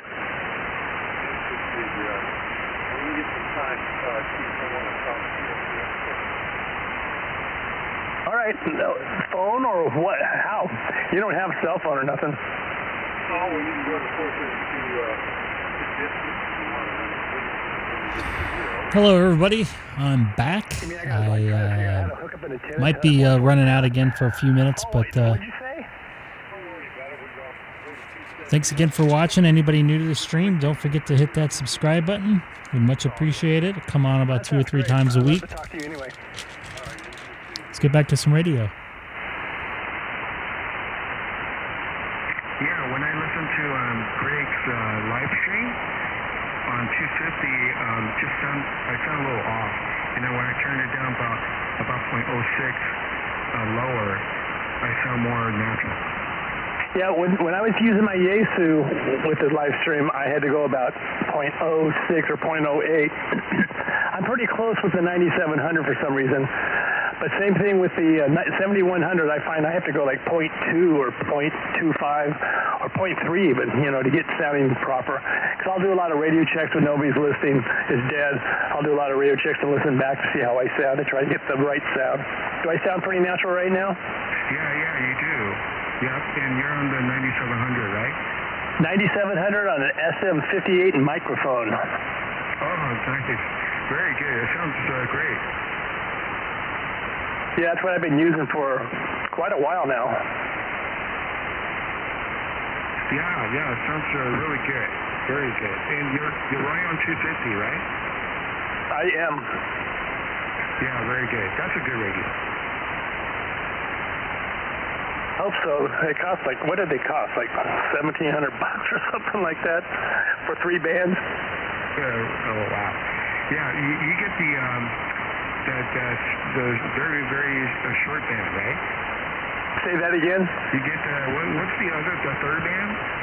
Oh yeah, 1.2, way up there. Oh, okay, 1.2, got it. You sound like chipmunks. Let me run through this picture. I'm on my 5100 in the car, so hold on a second. Okay, I'm at 250.1, 123, 123. Gabe, you sound like your voice got even higher instead of lower. Okay, I'm at 250.00, 250.00, test 123, 123. Yeah, for my sake, go to 144.250 about 20. Okay, now I'm at 249.90. It says 123, 123. I mean, that was the right direction right there. That sounds way more natural. What do you think, Tony? Yeah, you're getting closer. You're getting close, very close now. Okay, I'm at 249.80. It says 123, 123. That sounds too far. Right. Go back up. Go back up 5. Okay, I'm at 249.85, 249.85, and now I'm at back 249.90. I don't know. I like 90. What do you like, Tony, best? Let's see. Maybe a tad lower. See what happens. It sounds a little high. Okay, I'm at 89. Now I'm at 88. Now I'm at 87. For me, 87 sounds like there's almost like a processor or something. You know what I mean? Like there's some kind of added nuance going on. Right. I like 88. 88, 9, 88. Maybe just 88. Okay, I'm at 89. Okay, well, so with my 9700 I have to tune above, and with my 7100 I have to tune below. Okay, I'm confused. I thought I had to tune above too on my 7100, but maybe I'm having to go the opposite. But I do know I have to adjust on the 7100 quite a bit. Okay. All right, thank you, gentlemen. I'm going to hide the control head and get back indoors. You know what, I need to do the same thing. I have my radio in the car still. I always pull it out. I'll be back in 2 minutes. Hey, Alex, I'll be back in just a couple of minutes and we can talk if you're up for it. Denny, you still on?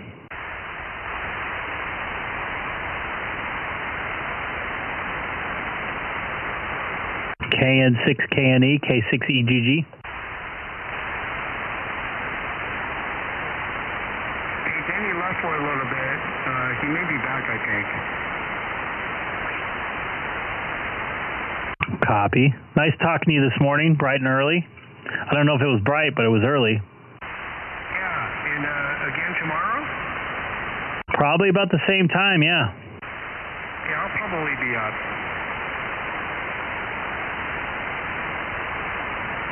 Maybe I'll go be up a little bit earlier and maybe catch you earlier. You mean when I'm driving? Yeah, see if I can pick you up. K6EGG, good evening. We heard somebody else in there? K6EGG, mobile, Riverside. Okay, Bill, I have you in there, and I had somebody else in there. Go ahead. Let me see if I can tune you in with the beam. Where are you? I'm in the city of Chino. This is Greg, K6EGG. Greg, this is Miller 160. I want to try to aim towards Chino. I'll need some chatter. It's a hard copy. It's a hard copy. Is that November Oscar 6, Delta Lima?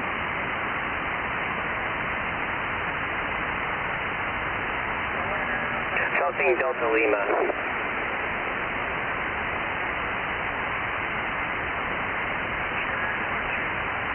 I caught a November Oscar 6. Echo Lima, November Oscar 6, Echo Lima. Okay, November Oscar 6, Echo Lima. Copy. Okay, Roger. I'm trying to tune you in with the beam right now. Can't do it without chatter. Okay, Greg, he's doing the live stream on YouTube. He is in Chino, 2 miles north of the Chino airport. Yeah, I'm trying to figure out where that is from here. I've flown there, and I've landed at Chino Airport years and years ago when I was flying, but I've never driven there. Oh, Roger. Oh, cool, a flyer. I fly a little bit too. By the way, Greg's call sign is K6, Kilo 6, Echo Golf Golf. Okay, Okay, yeah, I've talked to him before. I know he does the YouTube thing. I switched to the ground plane. Is that any better? I can kind of hear you in there a little bit. It's kind of hard to hear you, but I got a copy now. If you know where Ontario is, just kind of aim it towards that direction. Yeah, I used to fly by Ontario Airport all the time. Yeah, I don't think the beam works so well. I think it's Noel. He knows all this. Didn't do work so well.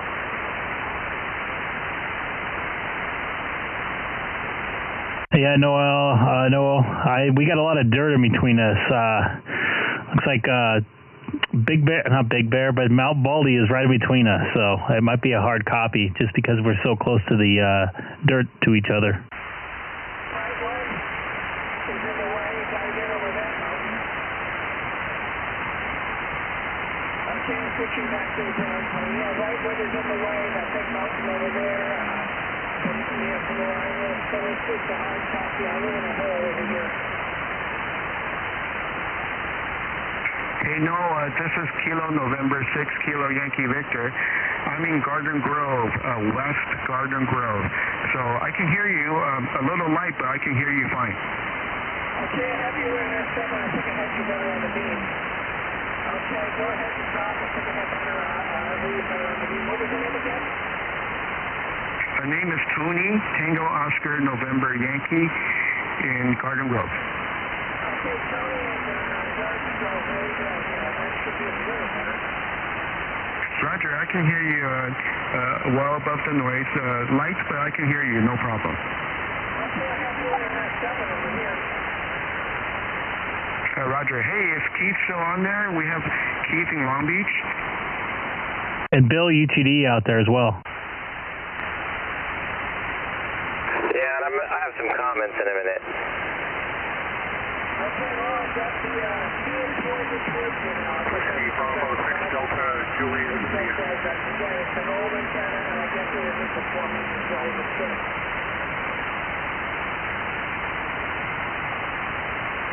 I heard another station in there too, other than Noel. Go ahead.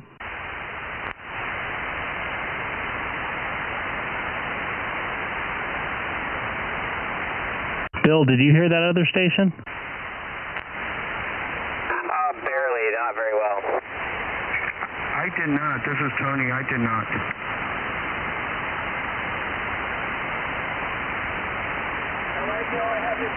But I'm probably going to hear less than you because I'm mobile right now.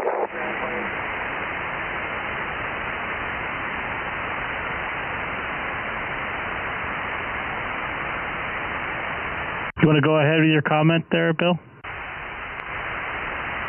I'm in probably a pretty good spot for it right now. So I just wonder if anyone is thinking the same thing as me, which is, how is it possible that every single person's radio is off frequency? Hey, that's impressive. I can hear Noel. He's in Lancaster, Palmdale, and there's a huge mountain between us, and even a little one closer to me. So it's pretty impressive. We have about 25 miles east of Lancaster. Oh, Roger.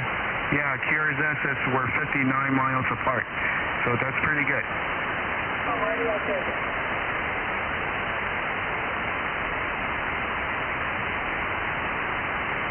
So the answer is, our radios aren't all off frequency. The reason it sounds like our radios are off frequency is because the radio waves bounce around and they slightly shift. So when we change our transmit based on that shift, it ruins it for everyone else. Everyone should leave their radios on 250 and adjust their RIP. That's how it's supposed to work.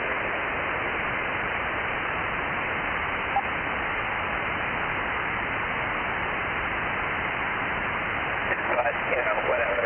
Anyway, I'm just excited that I'm picking up everyone on mobile. What's your QTA or your location right now? Being UC Riverside. It's not bad. Tony, can you hear him? Yeah, Tony, can you hear him? Negative. I cannot hear. There's someone else out there? Yeah, it's Bill, UTD. He's out at by UC Riverside. No, that's a negative. Is he mobile or is he base? He's mobile, and I think I just lost him. He went down in the, I don't know, he just went down to the noise. Hey, Alex, if you're there, I'm ready to go up to the other frequency so we can talk. How about 432, 250? We're in 432, 250. It'll just take me a minute to get there, okay? 432, 250.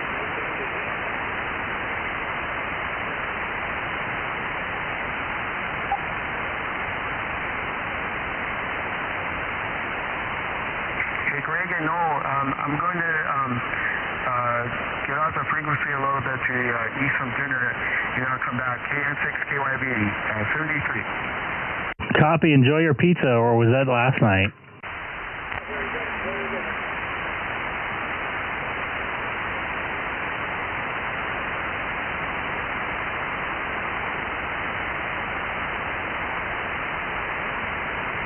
UTD, you still there?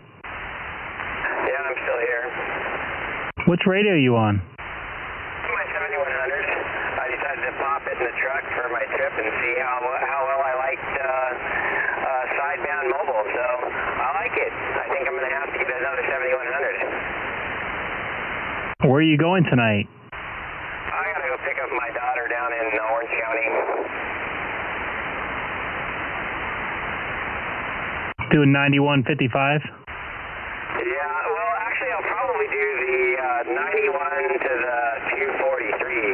So it's going to be fun checking in with you from time to time to see how the coverage is.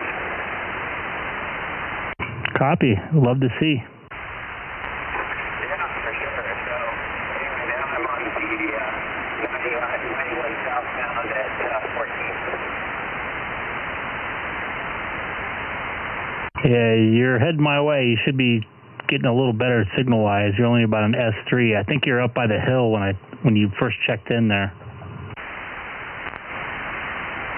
Yeah, just passing downtown Riverside now.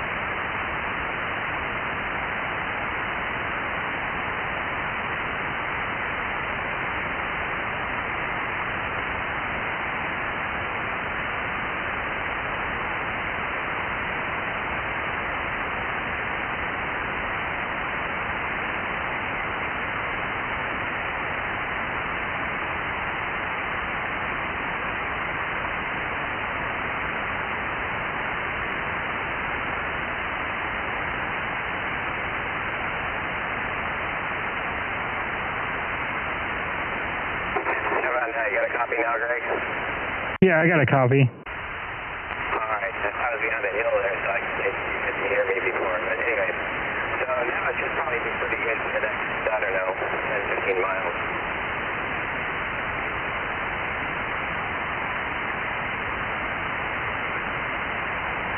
I'm not hearing anyone else, so I'm assuming maybe other people are talking. I think they slid to another frequency. A couple of them did, and Tony went to go grab some dinner. Oh, where'd they go? I don't know. I wasn't part of that conversation. I think they were trying out some stuff. All right.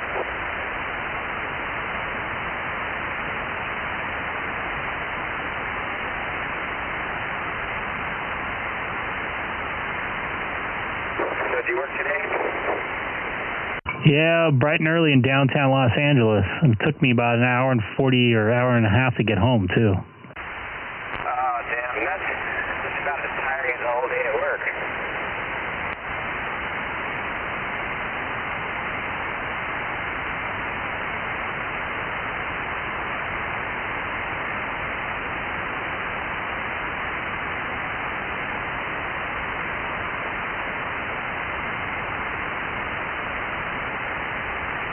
It's interesting. I can hear the electrical signatures of certain cars and trucks going by me.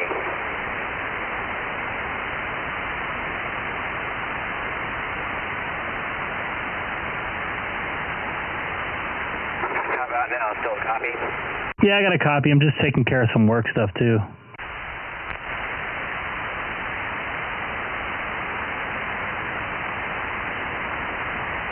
You make it to 15 yet? No, you probably wouldn't be. You're probably still in Arlington. Very good. Yeah, that's I'm just rolling up on Arlington in I don't know, 2 miles.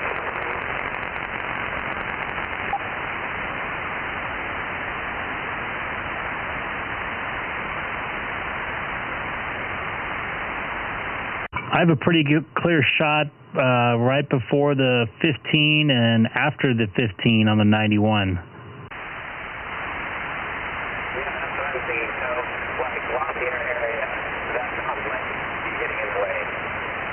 Yeah, and once you drop close to the 71, you're going to drop out, and I may not be able to hear you.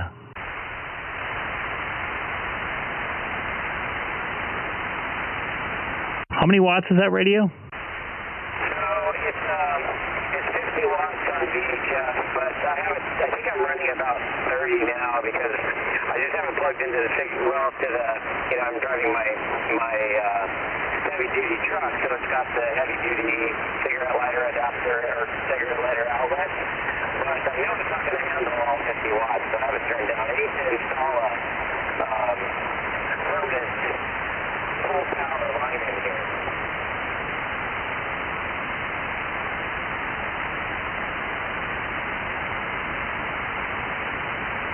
Copy.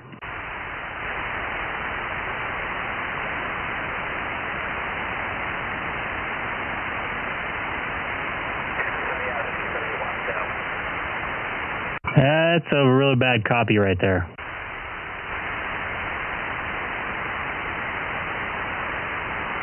What's your cross streets right now? Down in the little hole here at Tyler. 1 mile to Tyler, so I'm going to be coming out of the hole in a second. So I just need 50 watts. Yeah, there's a hill right there to the right, if I recall, coming up. How am I coming in over there? Coming in, you're actually moving the S-meter. So I haven't been able to look because I'm driving, but you're coming in great. Yeah, you're starting to come in a little better now. Yeah, I'm coming out of that hole. I'm just going to be rolling up here on top of the bridge. It's Tyler Street, and so that's going to give me some elevation, and I should come in pretty good then.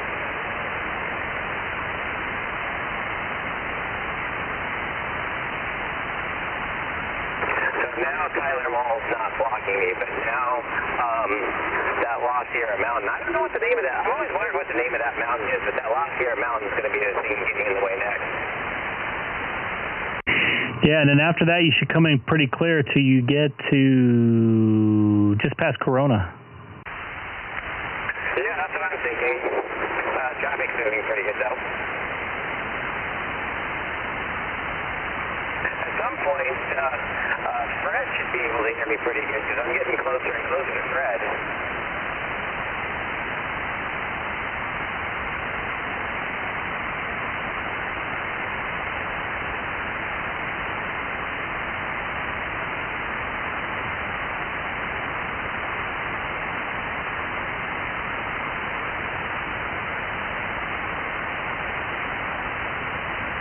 Yeah, you better take the 241. It looks like the 91's closed at the Oberlin Boulevard. Oh, you know what?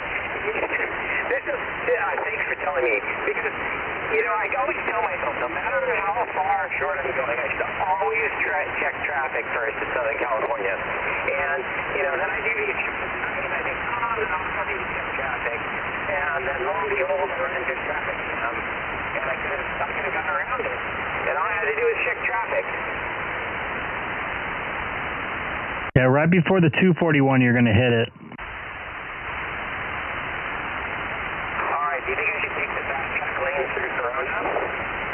No. They're green all the way up until about a mile before the 241 south. All right, so I'll just do it right, and hopefully I can breeze through that. It's green all the way to the 241, about a mile east of the 241. Roger. Well, you know that Lafayette Mountain's right between you and me right now, and we're still doing all right. Yeah, you came up to a S5 here in this city of Chino, but we're not too far away now.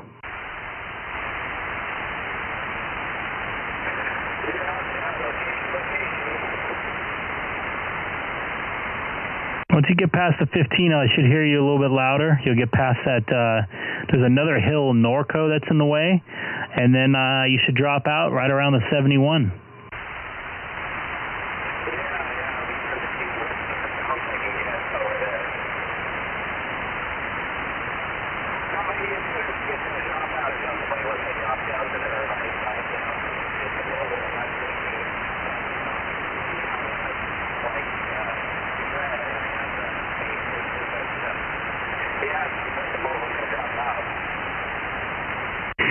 You're almost completely dropped out right now.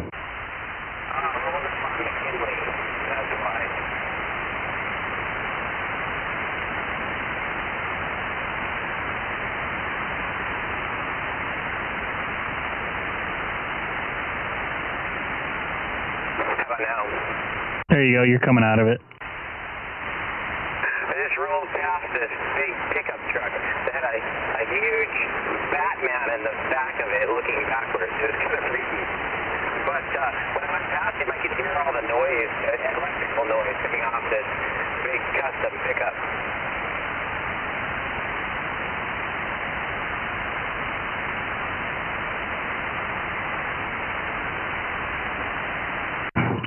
Getting close to the 15 there, huh? Yeah. It's going to be fun to watch later and hear myself later, see how the coverage is through here. See how, side that mobile. Yeah, I can't wait to see how you sound going up to 241 right there. That's at least another 10 minutes away, though. Yeah, well, I'll keep you company unless everybody else comes back in and I won't have any talk room, but anyway, yeah, it's fun. Yeah, I might call this an early night once you get up to 241. All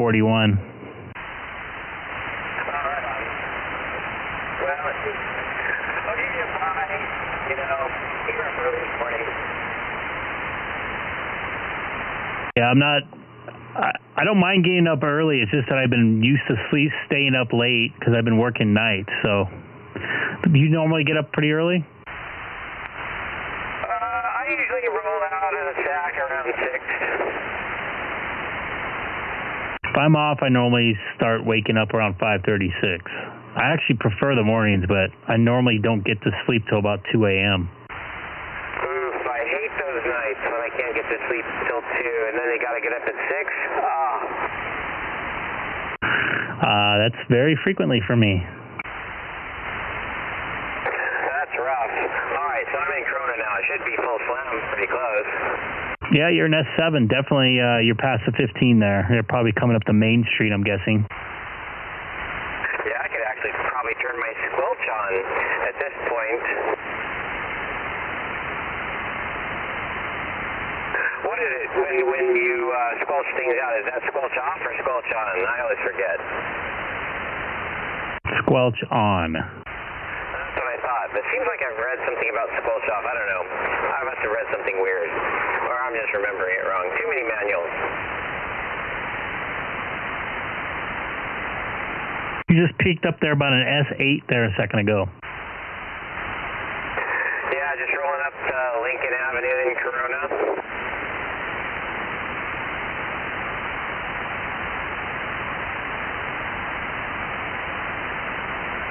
For those of you watching on the stream, this is exactly where he is, where the little pointer is.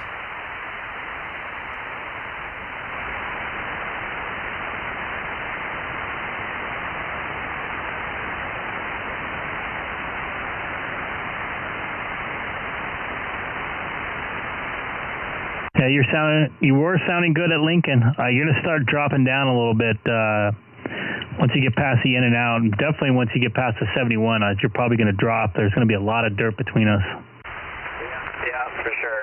Yeah, just, what am I rolling up on now? I guess I'm rolling up on, I don't know, rolling up on Main, half mile.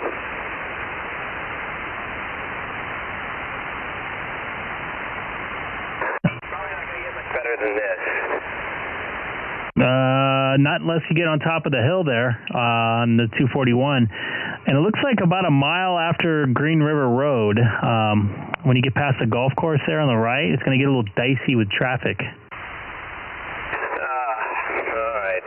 Well, can't avoid it. You can if you have your own airplane. Okay, yes, I gotta get my own airplane. Too bad I can't park it next to the destination where I gotta make my pickup. You just peeked out about S9. Oh yeah, just rolling down here to the 71 now. You're gonna start dropping out for me. How am I sounding? You're sounding great.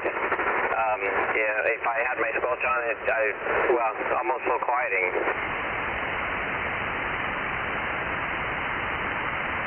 And you're going to disappear behind the Chino Hills State Park for me here shortly. Yeah. So, let's see. Yeah, just a mile to the 71 exit. So you're east of the 71 exit right now? Yeah, east of the 71 exit. Yeah, you're going to start going down right now because you're going to start going down a little bit of a hill, and the mountain gets, or the Chino Hills gets in the way.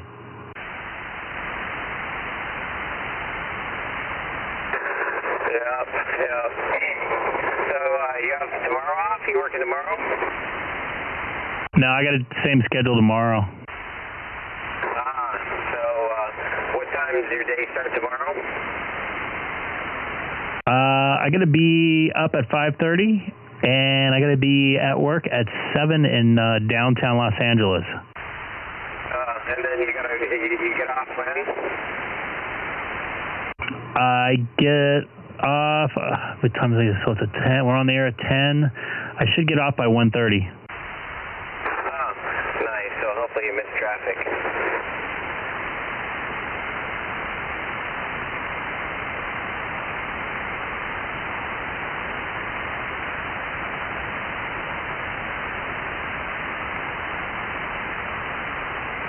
Yeah, I almost forget sometimes that we're on the air.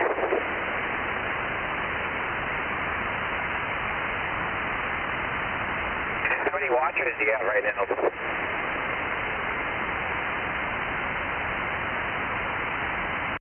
Let me take a look. I'm doing some work stuff right now, sorry. Just 3, not that many. We had one from Germany in here earlier. I'm guessing you passed the 71? Yeah, past 71, just rolling underneath the Green River. Yeah, the traffic seems to get it moved a little bit, so it's going to be a little further away, closer to 241. And I'm starting to lose you a little bit. I still have a good audio copy on you, though. Yeah, it's funny. It really, I want to say it's not picket fence, it's like a vibrato that I'm picking up now. I'm not sure from what it just started, but it has to do with, it's got to be that, I'm moving into a poor coverage area for you. That's exactly what's happening to your signal here in the beautiful city of Chino. Greg, K6EGG for IB.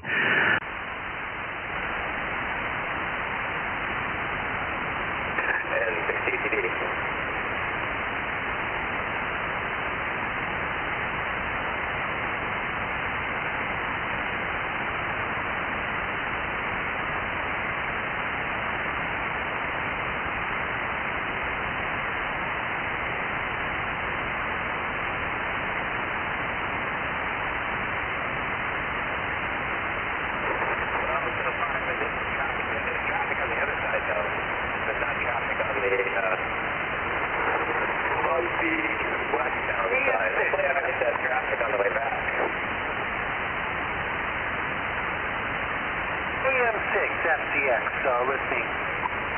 KN6FTX, I got you in there. This is Greg, K6EGG.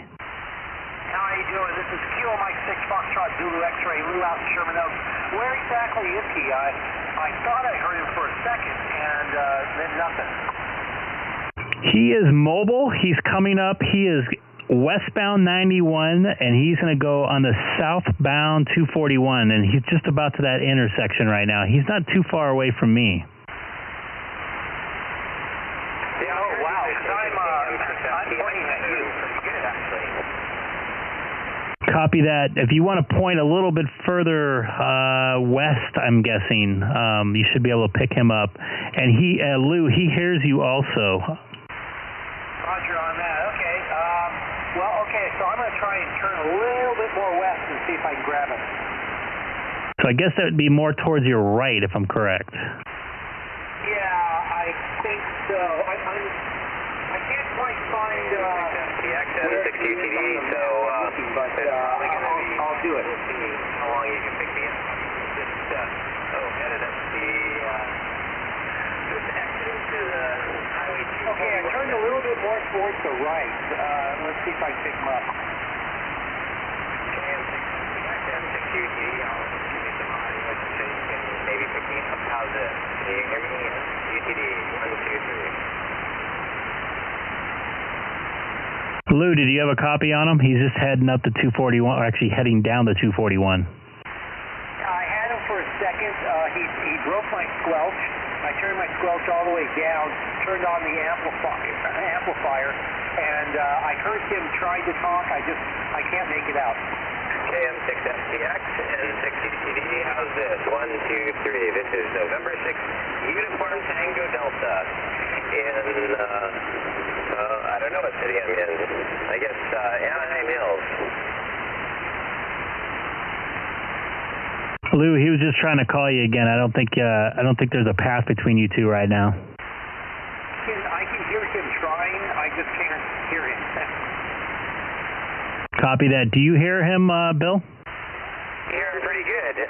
Not as good as you, but I actually hear him pretty good. And I'm wondering when I get to the top here where the toll booths are, I wonder if that might help him hear me better. I don't know. That's a couple miles away, but we can give it a shot. Yeah, you're coming up to me right now about an S7 here in the city of Chino, K6EGG. Yeah, just going up the grade here, down the grade, you know, whatever you want to call it, down the map, up the hill. Yeah, your signal's coming up pretty strong now. Yeah, I wonder if KM6FTX can copy me now. Lou, he's trying to call you again, buddy. Yeah, I can kind of hear him. I heard him say yeah when you told him he was coming up to the signal, but that's about it. That's pretty cool. I can hear him. I heard that you know, he's low, but I could hear that fully. And you're strong S9 in Chino right now, Bill. Yeah, 1 mile from the fast track station. Now you're 20 over. Elevation, baby. Actually, just went down a little bit. You almost peaked at 20 over. Well, there's that, so I'm going through the ravine now, but I'm still coming up to the top, so you'll probably still be able to hear me. Copy that. I'm hoping I'm coming in just as clear for you. Full, you know, if we were on FM, I'd call it full quieting. We could still call it full quieting. Okay, I'm starting to hear him a little bit now. KM6FTX and 6UTD, I'm here at the top, so this is going to be about the best maybe you hear me. I'm going to be going down in another valley where there's kind of a shot directly to you. We'll see. Okay, copy that he's going to be going down into the valley at another shot. I did copy that. I just have a lost QRM over here. Ah, very good. All right, so now you're probably going to lose me for a minute, and then in about a mile or two, you might be able to pick me up again. And then when I get over to Orange County, you might be able to hear me as well. You faded away for me, Bill.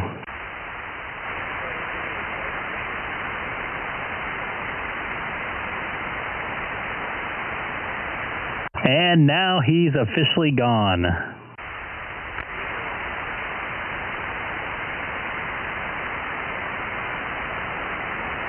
If you hear me, I'll keep monitoring to see if you pop in and out. Just keep on throwing out your call for me. K6EGG and 6UTD. I have you now. Alright, yeah, just still going down the hill into the valley here, but yeah, I know you're going to lose me, but I wonder when I get over the South Hills here, I'll bet that K6EGG will be able to hear me. Are you taking the 241 or 261 more towards Irvine?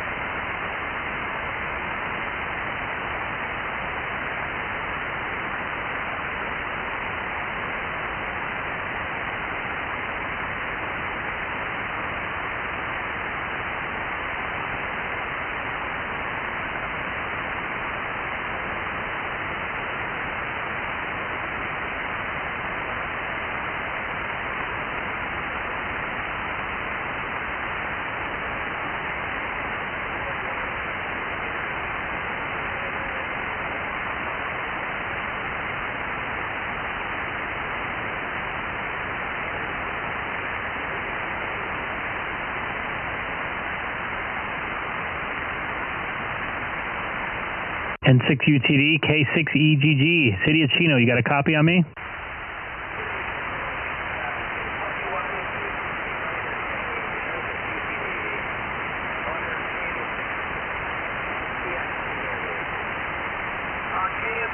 Yes, I do have a copy on you. Go ahead. Very good. Yeah, I'm just the 241 indicator is a nice straight shot.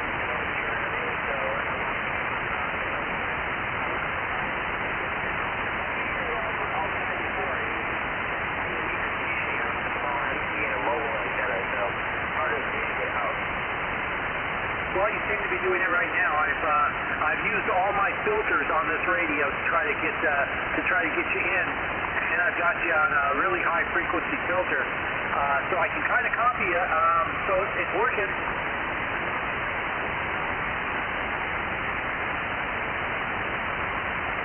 Yeah, negative. No, I'm over here in Sherman Oaks. I'm right on the other side of the hill, San Fernando Valley, right around Burbank and Kester. Or Burbank and the 405 freeway right there.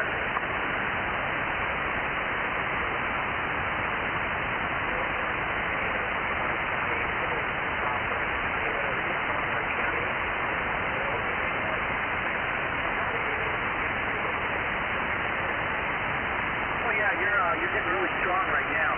Well, I'm using a 11 element Chris-Craft beam, 2 meters, and I think I'm putting out about 100, maybe 160 watts right now.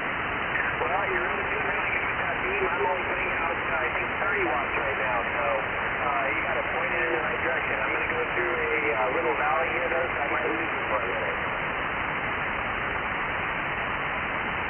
And Bill, just to let you know, I still have a copy on you. I still have a copy on you from Chino.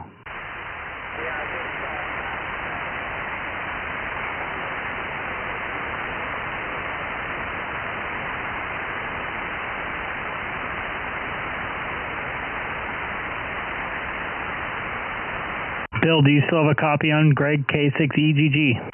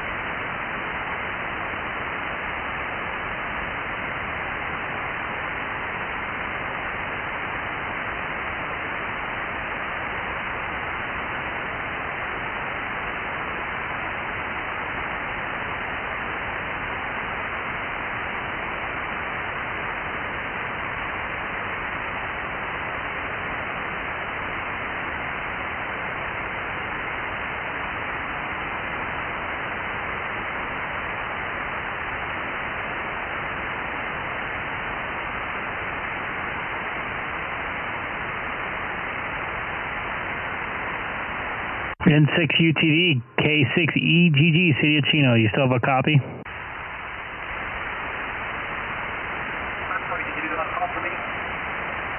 It's calling for Bill, N6UTD.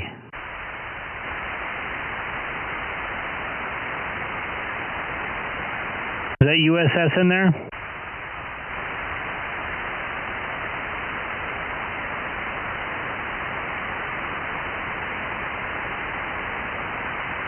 KG6 USS, you out there? K6EGG. Oh, that's funny, Greg. I was just getting ready to jump up there and say hi to you. KG6 USS. Yeah, well, I was trying to talk to Bill down in, he's mobile. He left from his Redlands area, and I lost him right when he got into Irvine off the 241 there. Yeah, I've been monitoring the YouTube there, watching you and listening to your signals there. Copy? Copy that.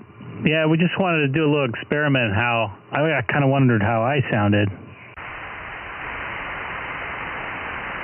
He says he still hears me, though. He's sending me a text right now.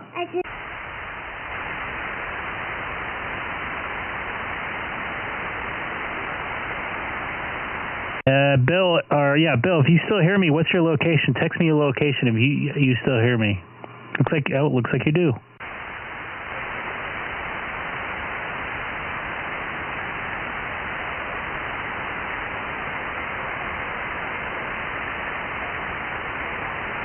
Yeah, surprisingly enough, Greg, I'm hearing him. I just can't make him out. He's very weak on my side there. Copy? Yeah, I can hear that someone's talking, but I can't hear what they're saying, unfortunately.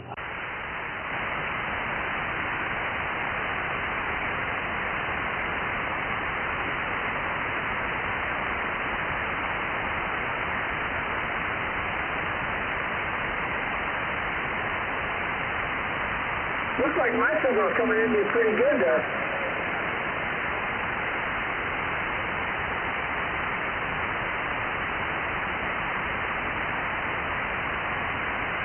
Oh, it looks like he took the 133. No wonder why I can't hear him.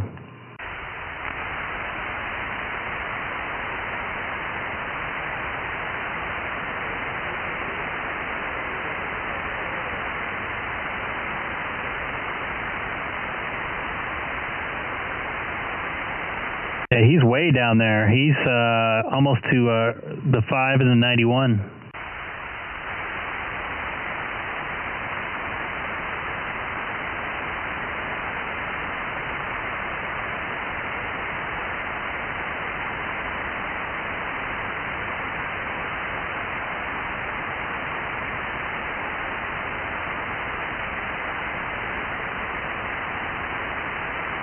Yeah, K6EGG, I've lost him completely there.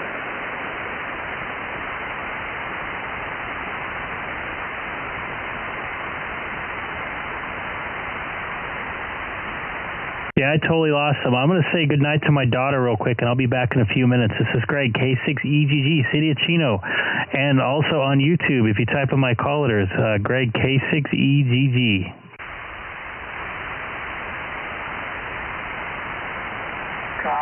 Copy.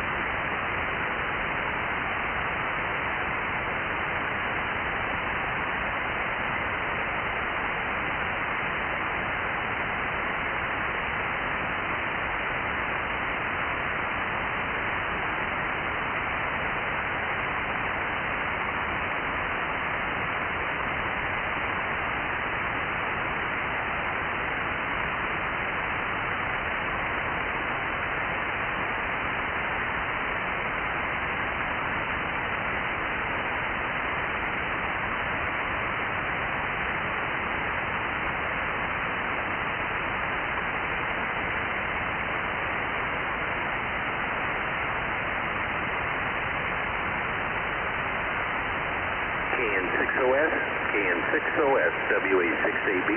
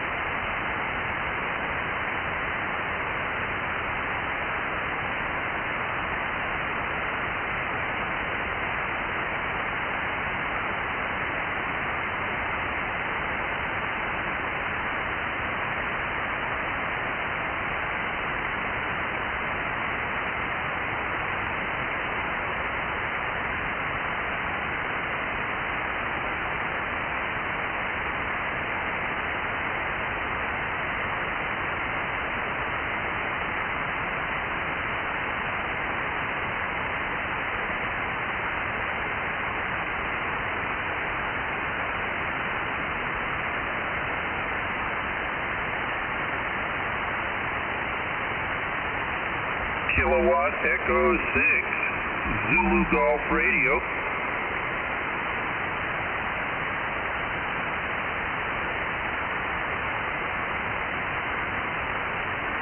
Yeah, Kilowatt Echo 6, Zulu Golf Radio, Dale, down here, Little Saigon.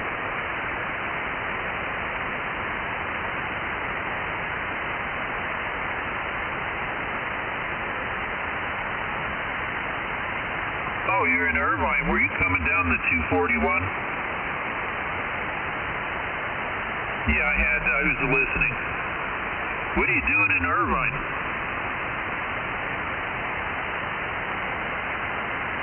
Yeah, what radio are you running?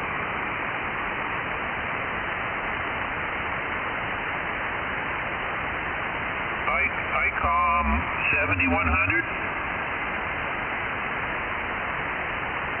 Are you running a 7100?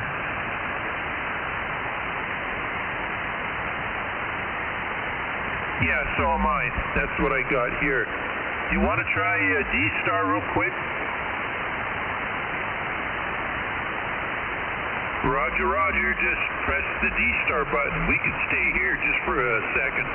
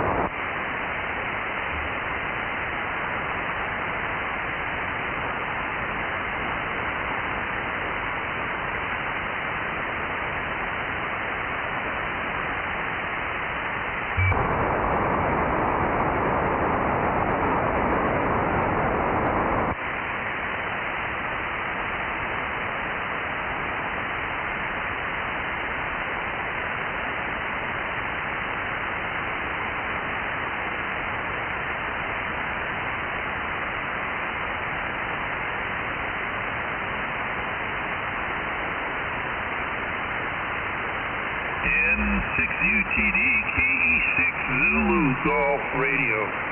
Yeah, this is good too. Although digital is, you know, I talked out into Victorville. Victorville, no problem on DStar.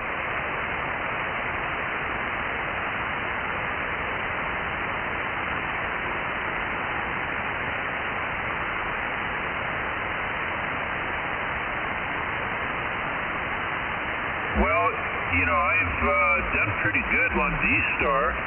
I think even out into San Bernardino too. There's been a lot of people with Icoms.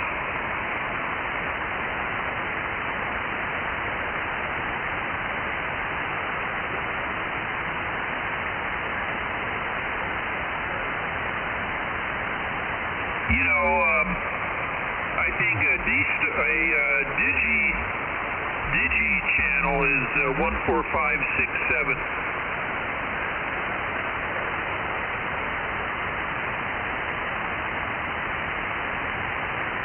Have you ever done DStar HF?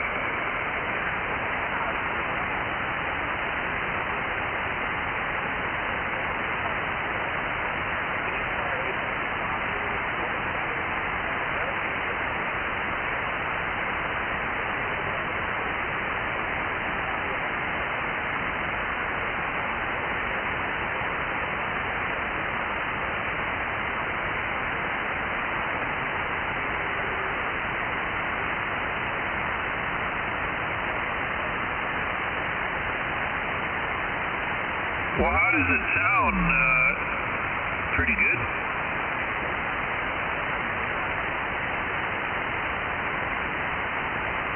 Awesome.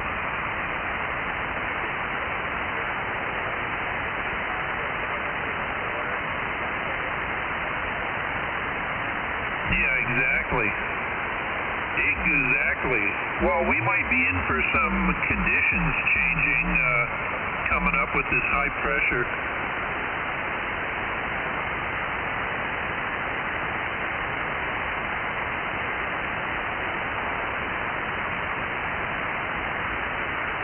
Yeah. All right. Well, we'll catch you later. I got some little rats I got to feed right now. Little kittens I got to feed them, so we'll catch you later.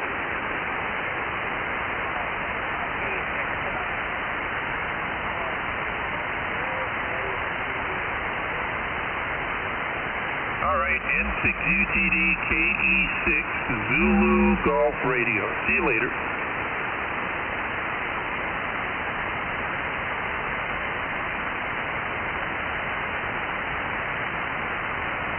Where everybody's going, K6 West.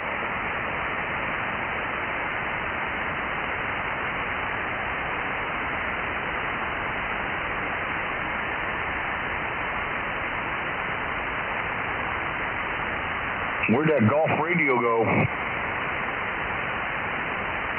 I gotta go feed some animals. KE6ZGR. Well, put them on a diet.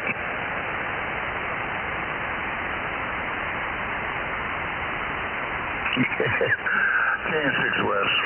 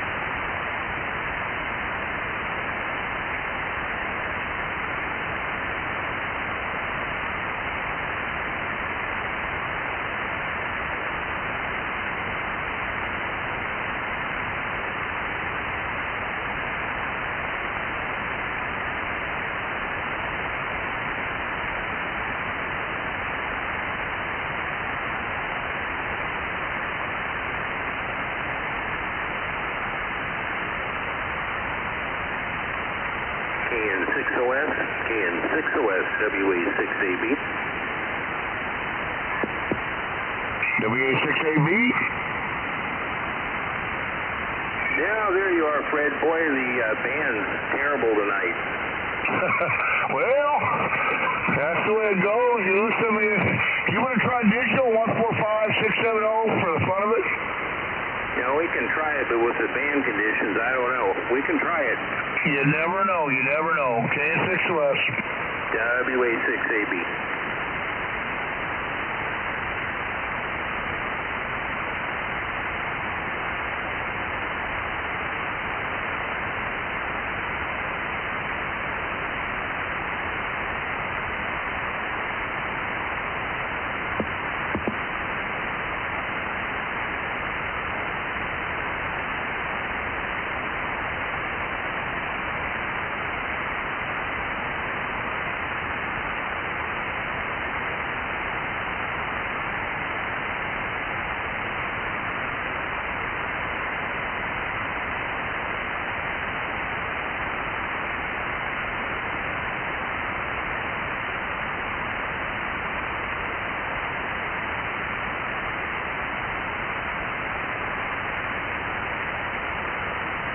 K6EGG back on frequency for a little bit at least. How you doing, Greg? Well, who do we have here? Sorry. WA6AB. Hey, what's happening, man? Much. Yeah, I got my antenna up, so I've been playing on HF for a while. You been on DStar? I think I heard you yesterday, briefly. Yeah, I was on DStar a little bit yesterday and also today, but yeah, I've been kind of playing on 20 and 40 meters, having a ball. WA6AB, KN6OS. Yeah, Freddie, I could just, you were like R2-D2. Oh, I couldn't even hear you at all. Hey, you want to try 3888, 3888? Yeah, we can try it. Yeah, we'll be back, Greg. KN6OS. Thanks, Fred. Well, I'll be back. KN6OS.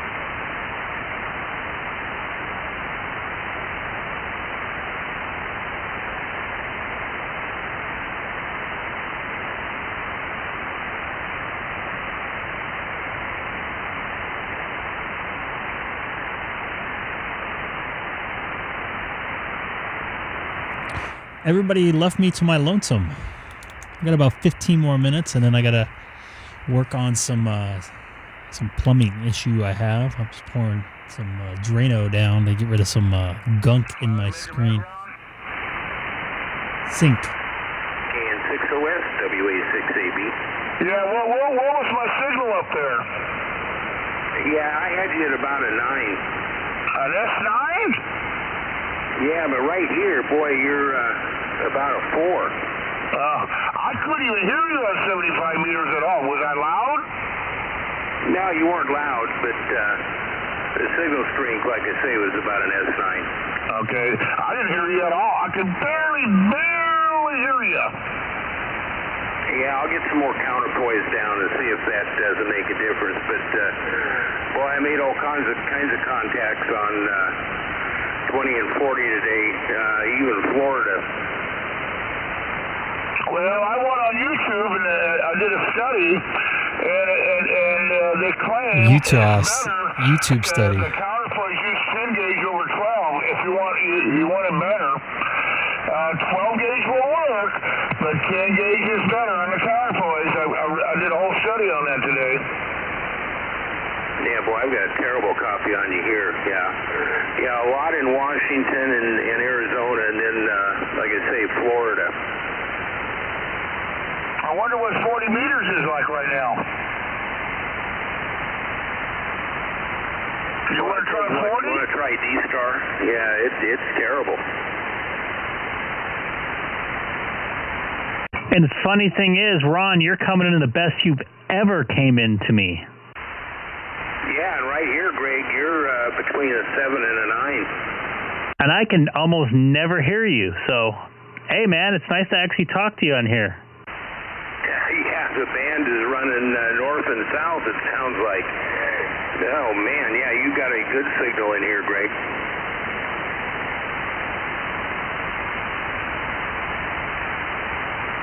Yeah, it's weird. I talked to Bill, N6UTD. I think I lost him at the 133. He was mobile all the way from Redlands, so I made it, from Redlands all the way down into Irvine before I ended up losing him. There's a lot of dirt in between us and me and Irvine, so I understand that.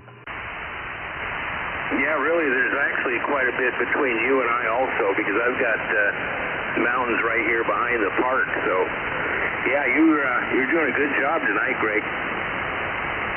The band for me is doing a good job. I don't think I've ever heard you this clear. You were like an S4 there for a second too.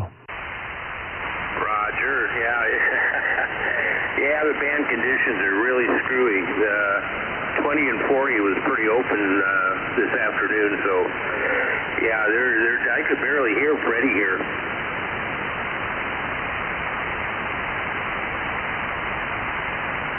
Fred, you still there? Yeah, I'm still here. If you need to upgrade, I did a lot of research on that, but if you need to upgrade or when you want to upgrade, you should go down there to San Pedro to the ship Iowa. I'll give you the phone number if you need to. And these guys will even test one person out there. That's what they did today. They'll come right out there. They're Johnny on the spot. They also give the tour guys, so they're there if you need ham testing. So that's nice to know for anybody on this frequency, because I had a hard time with TRW. Went down there and spent a half day running around and went to the other place. Oh, my God. So if anybody needs ham testing, simple, like Denny or one of them, Tony went all the way down to San Diego to get his upgrade there. You can go over to San Pedro and go there at 10 o'clock Saturday morning right there by the Gateway Highway to give the test right there.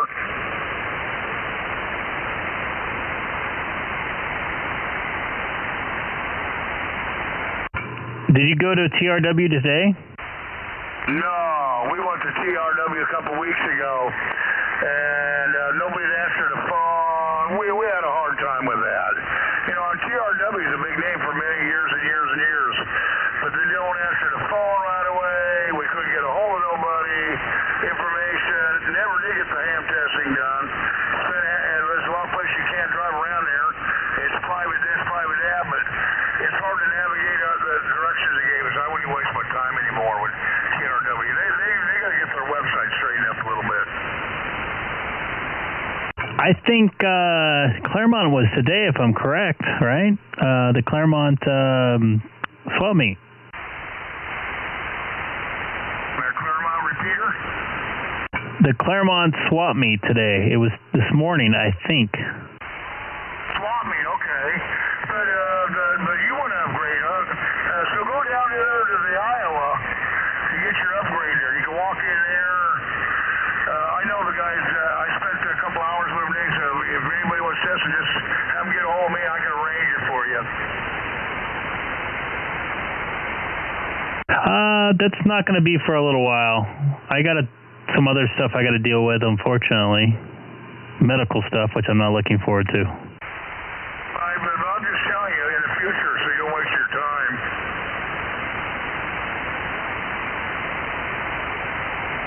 Copy that. Appreciate it. You could do it online, I think, too, on Zoom. Well, I heard that. I don't know too much about that. I know a couple people that did it. Yeah? You can sit in the privacy of your own home. You got to have 2 cameras, don't you? I don't think you have to have 2 cameras. Why would you need 2 cameras?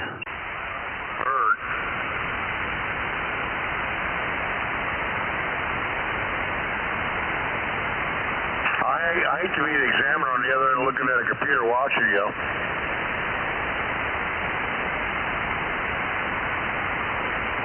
Maybe I could take my test live on YouTube. That'll be a first. Yeah, I probably failed my first time. I'm still not. I can't. I was looking at the stuff the other day. I can't grasp the electronic stuff. I need to find another way to memorize the answers. So I'll probably get with that probably here next month. I don't know. Whenever I feel like it. I just got too much stuff happening around me right now. I can't concentrate on it. It's XOS. Well, here's the way, because I flunked that test before. Here's the way you got to look at it. If you really want that license, you're going to have to study really hard.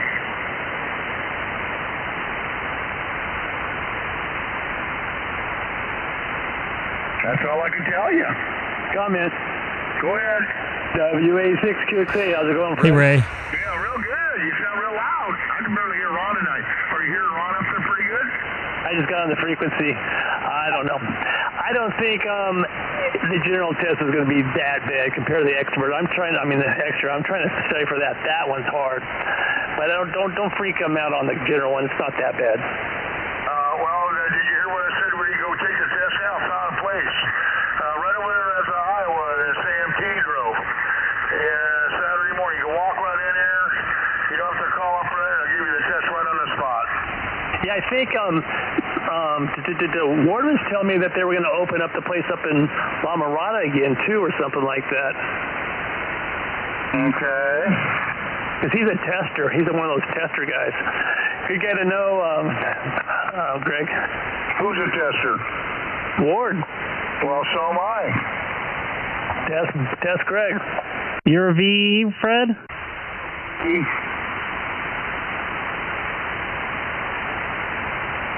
I just renewed my credentials today at the Iowa.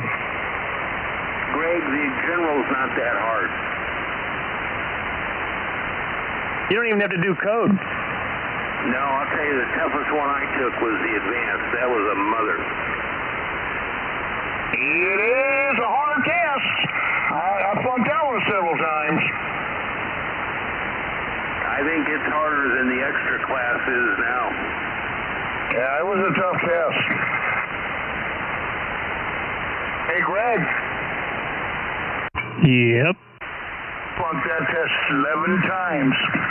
It's tough. I always was missing it by one. I don't think I've ever failed anything 11 times. That was a tough test.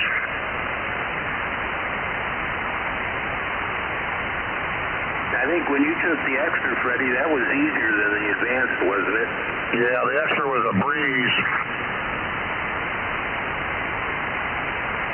Yeah, that advance is that was tough.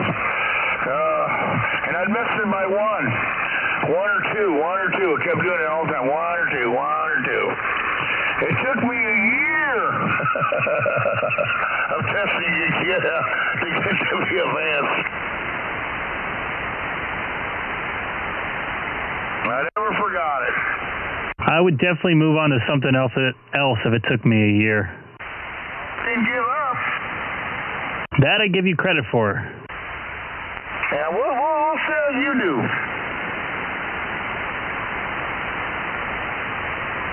Remember when we started out, Freddie, going to classes up there in, I think, Bellflower, where we had to draw circuits and everything?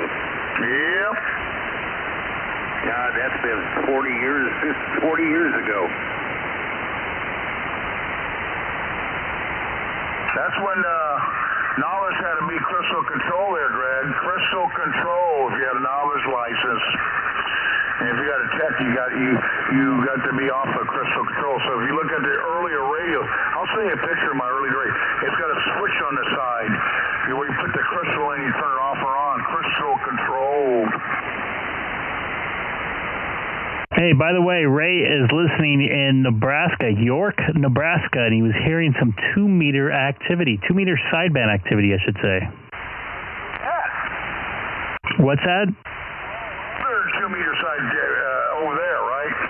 Yeah, Nebraska, he's hearing it. He told me there's hardly nothing over there. He told me that we're the ones that use the most 2-meter sideband across the whole United States. Well, hopefully we can make 2-meter sideband great again. Well, sound good tonight, Greg. Yeah, like I said, Ron, you sound the best you've ever sounded into my station. Yeah, it's the way the band's moving, boy. Normally Freddie's 9 or 10, and boy, I can barely hear him. It's weird. That's the way it goes. Yeah, weird conditions. I even heard Keith. Is Keith loud tonight? Well, he's about the same as you were, but I can hear you okay, Fred. I can hear him, but it's not your normal signal. It's band. Wow. Anyway, I went on YouTube and several articles on there, and the difference between 10 gauge and 12 gauge wiring and counterpoise. It brought the signal on the SWR down more. 12 gauge was good. It brought it down. But when the guy switched it over to 10 gauge, it went down even lower. Hi, Gene, out there in the desert, the low desert of Southern California. Hope it sounds good. It's good for you tonight. Got all the processing going here. I find an article on 8 gauge, just 10 and 12 gauge. I took pictures of it. I got it on my phone so I can send it to you later on. And it shows the SWR of the different gauges. And then it showed bending the wire at 45-degree angles. And then the SWR went down even further. Tuner, it's great. So that's interesting. Well, most of my counterpoise here I got is like 14 gauge. I do got some 10, I got some 8, but not a lot of it. All right, Gene, I took a little bit of low end out in my Apex 204. Does that sound any better for you? A little more natural? I have everything else flat. I have no EQ set on my microphone here. That's the only sounds better. Just a little tiny little adjustment makes a huge difference there, huh?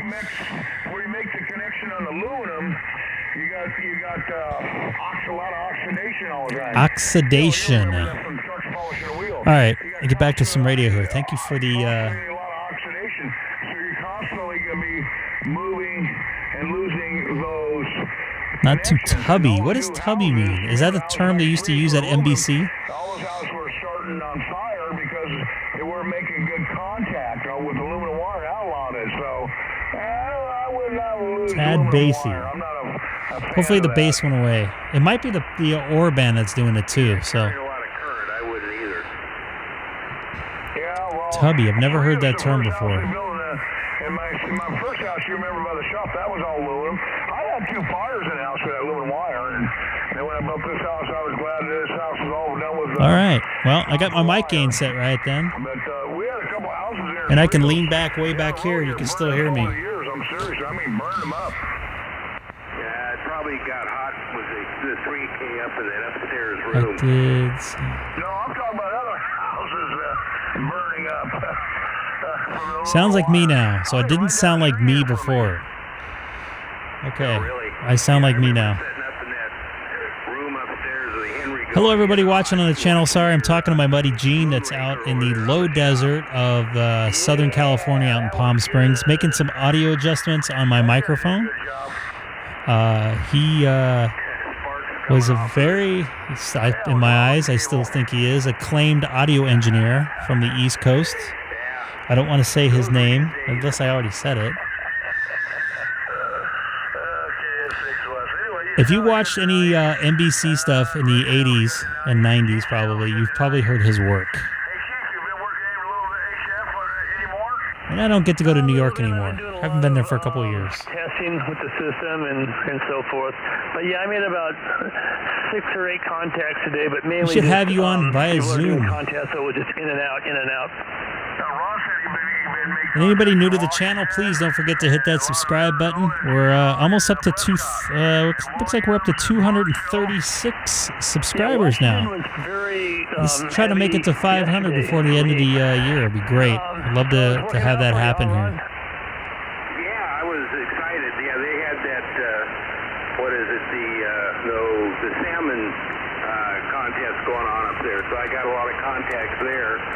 One in Florida and okay, so now we're going to get back to some radio here on the Greg K6EGG live stream. Sorry for talking over the radio broadcast tonight here.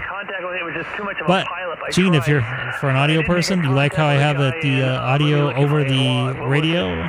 Was it New Hampshire? No, it was New Jersey. And take care. This afternoon. Yeah, congratulations. So the system's working for you. The other one was the Route 66 contest. I made a lot of contacts there. Yeah, that's been going on for about a week. That was actually going on last weekend when I made a ton of contacts last week with those guys. They were actually hogging the band last week, it seemed like. Yeah, I got, let's see, from Barstow to Flagstaff. Oh, very cool, yeah. Well, good. What antenna are you using? Just this in-fed wire, 49 foot long, that's it. Beautiful, whatever it takes, right?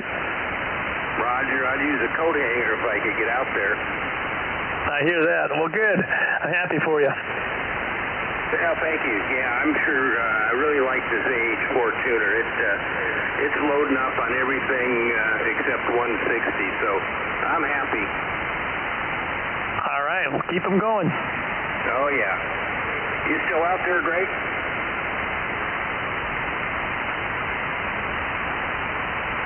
It'll load up on 160. What you need is a little longer wire there, Ron. It'll load up on 160. Maybe it might load up on 160 if you get them a little more counterpoise. I'd try that first. Anyway, what am I going to say? Because no, I never loaded up 160 in my pickup. No. And it goes 75, 80 meters. That was on a 10-foot pole there. Yeah. 160 I did at Harbor, yeah, but that wire was longer. You got to go longer wire, it'll load up to 160. Oh, yeah, I talked to Frank. They said in the winter months, the frequency you're going to go to on 160 is 1860. 160 meters here in a couple months. What frequency did we used to talk on 160? I forget. Yeah, I remember you and I used to talk on 160. That was easy. Yeah, he says it's real nice winter months. He says on 160 in the winter, he said you can talk all the way across the United States at night. Yeah, what we need is a 160 Yagi. That'll be big. Yeah, out at the Palmdale Airport, they got one. It's gigantic. So, I'd add some more counterpoise and see how that does first before you lengthen your wire. It might surprise you. Yeah, but the configuration of this wire, I think it's directional. I'm starting to find it out. It works good up north, and it's working south, but it was tough going east. I seen another thing on YouTube today.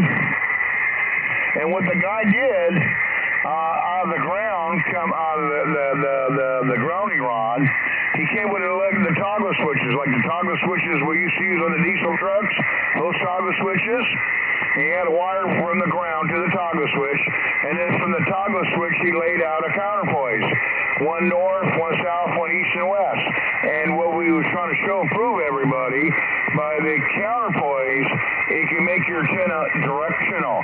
So he's shutting the toggle switches off and on, and one counterpoise would be going east, he shut it off, and then he turned the other counterpoise going west with toggle switches. I thought, man, you can put a whole bunch of toggle switches inside your shock and make it act like a beam. Oh boy, yeah, that'd be fun for you to put toggle switch. but that makes sense. Well, that was a very cheap, simple, quick setup with a toggle switch. You know the toggle switch I'm talking about, right? Roger. Hey, Keith? Yes, sir. You remember all those toggle switches I had? All the what? Toggle switches. Remember I showed you in that case all the toggle switches? Yep. That's what I'm talking about. Oh, okay. I was typing out an email, so I haven't really been paying attention. Yeah, this guy took some toggle switches like I showed you, and he soldered some radios to each one individually and put the other end to the ground. Then he put them all two different directions, and he turned off the toggle switches which way he wanted to talk, and made his end-fed wire act like a beam. I see. I thought that was clever. Were they toggle switches or knife switches? You want to use a light switch? That'll work too. Boy, the band just died, Fred. Yeah, it went down. I barely could hear Greg. Okay, I'm going to go in. I've had it. I'm tired. You guys have a good evening. 73 to all of you. WA6AB. 73 is K6OS. Ross signed out. The band's going bad for him.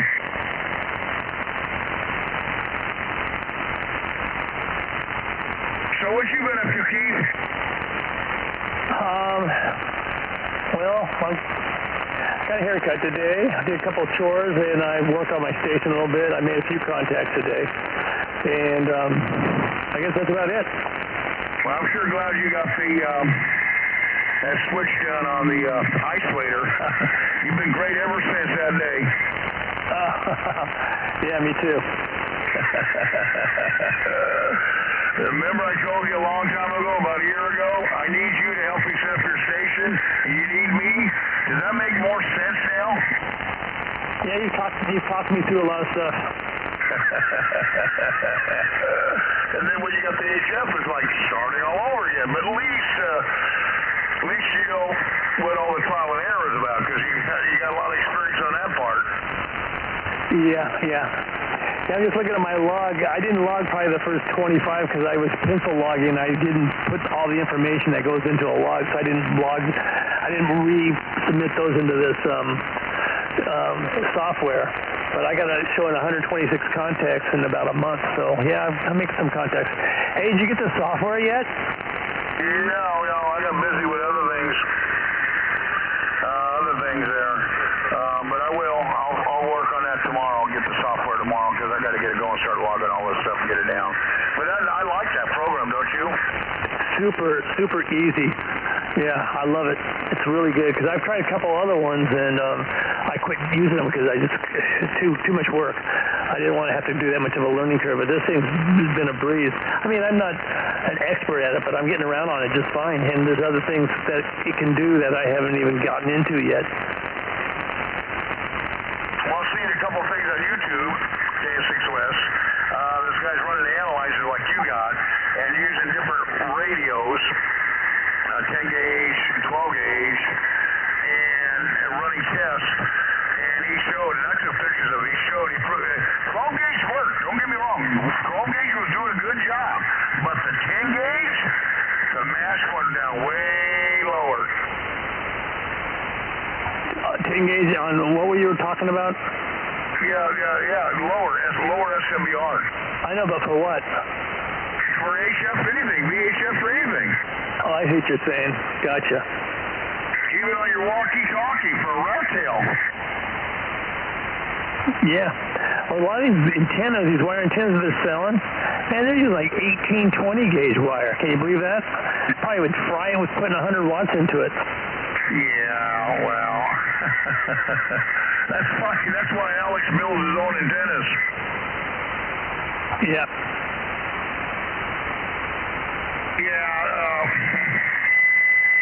You get what you pay for. Yep, that's for sure. Comment? Comment. Do you know what day the TRW next, sorry to change the subject here, the swap meet? No. But they got a website saying about every third or fourth or you can go online and check it out. Copy. I'll take a look. Thanks for the info. Yeah, but they're going again. They started one or 2-3 weeks ago, and it's going again. We were so busy trying to get the ham testing, we didn't go to the swamp meet over there. So, anyway, I thought I'd give you an update on that, Keith. On your counterpoise in the future, you're going to add more to go to the 10-gauge wire, make your station better. Well, I'm not going to do that tomorrow. No, I know that. You always think of everything tomorrow, but it's something to keep in mind when you do want to upgrade or do something. So your station is, really tweaking there. Good power supply, good grounding, this and that, but, and now you got the isolator in there. You got the chokes. Oh, did you put chokes on your wife's TV? No, I haven't got to that yet. I did some other things, but I haven't gotten to that yet. You got to do that. Hey, guys, I'm going to call tonight. You going to work tomorrow? Yeah, I got to get up early. So this is Greg, K6EGG. Fred, I think Tony was still out there, and Keith and Ron, if you're still out there. You guys have a good evening. I'm going to call tonight. And once again, K6EGG is clear on you guys' final. The band changed. You got real loud down here, Greg. You're always loud to me. Loud now, didn't you, Keith? Yep, definitely. Yeah, you came way up. All right, cool. All right, guys, take care. K6EGG, now officially clear. Got extra grounding, you know that, but I'm gonna upgrade a little bit because I only got a couple of them.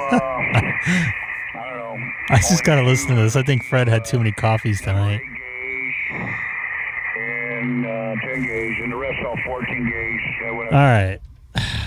This is Greg, K6EGG. It is Saturday. Let me see here. It's the September the 18th. I think this is the last day of summer, if I'm correct. I can't remember. Either that or it's tomorrow. Just about 9 p.m. I'm going to call tonight. I got to get up early tomorrow, unfortunately. But I will be back tomorrow, late afternoon, early evening. Pardon me, here on the channel. A little bit of hoarse there in my throat. Anyways, thanks again for watching. Anybody new to the channel, please don't forget to hit that subscribe button right down there below. You can see it there on the screen if you're not on a mobile device, or or if you are, I think it's down below my name there. But anyways, have a good evening. Once again, this is Greg, and I'm 2 miles north of the Chino Airport in the city of Chino. Sorry, I'm also listening to them in my ear, so sorry if I'm fumbling my words here. Have a good evening, everybody, and see you tomorrow night.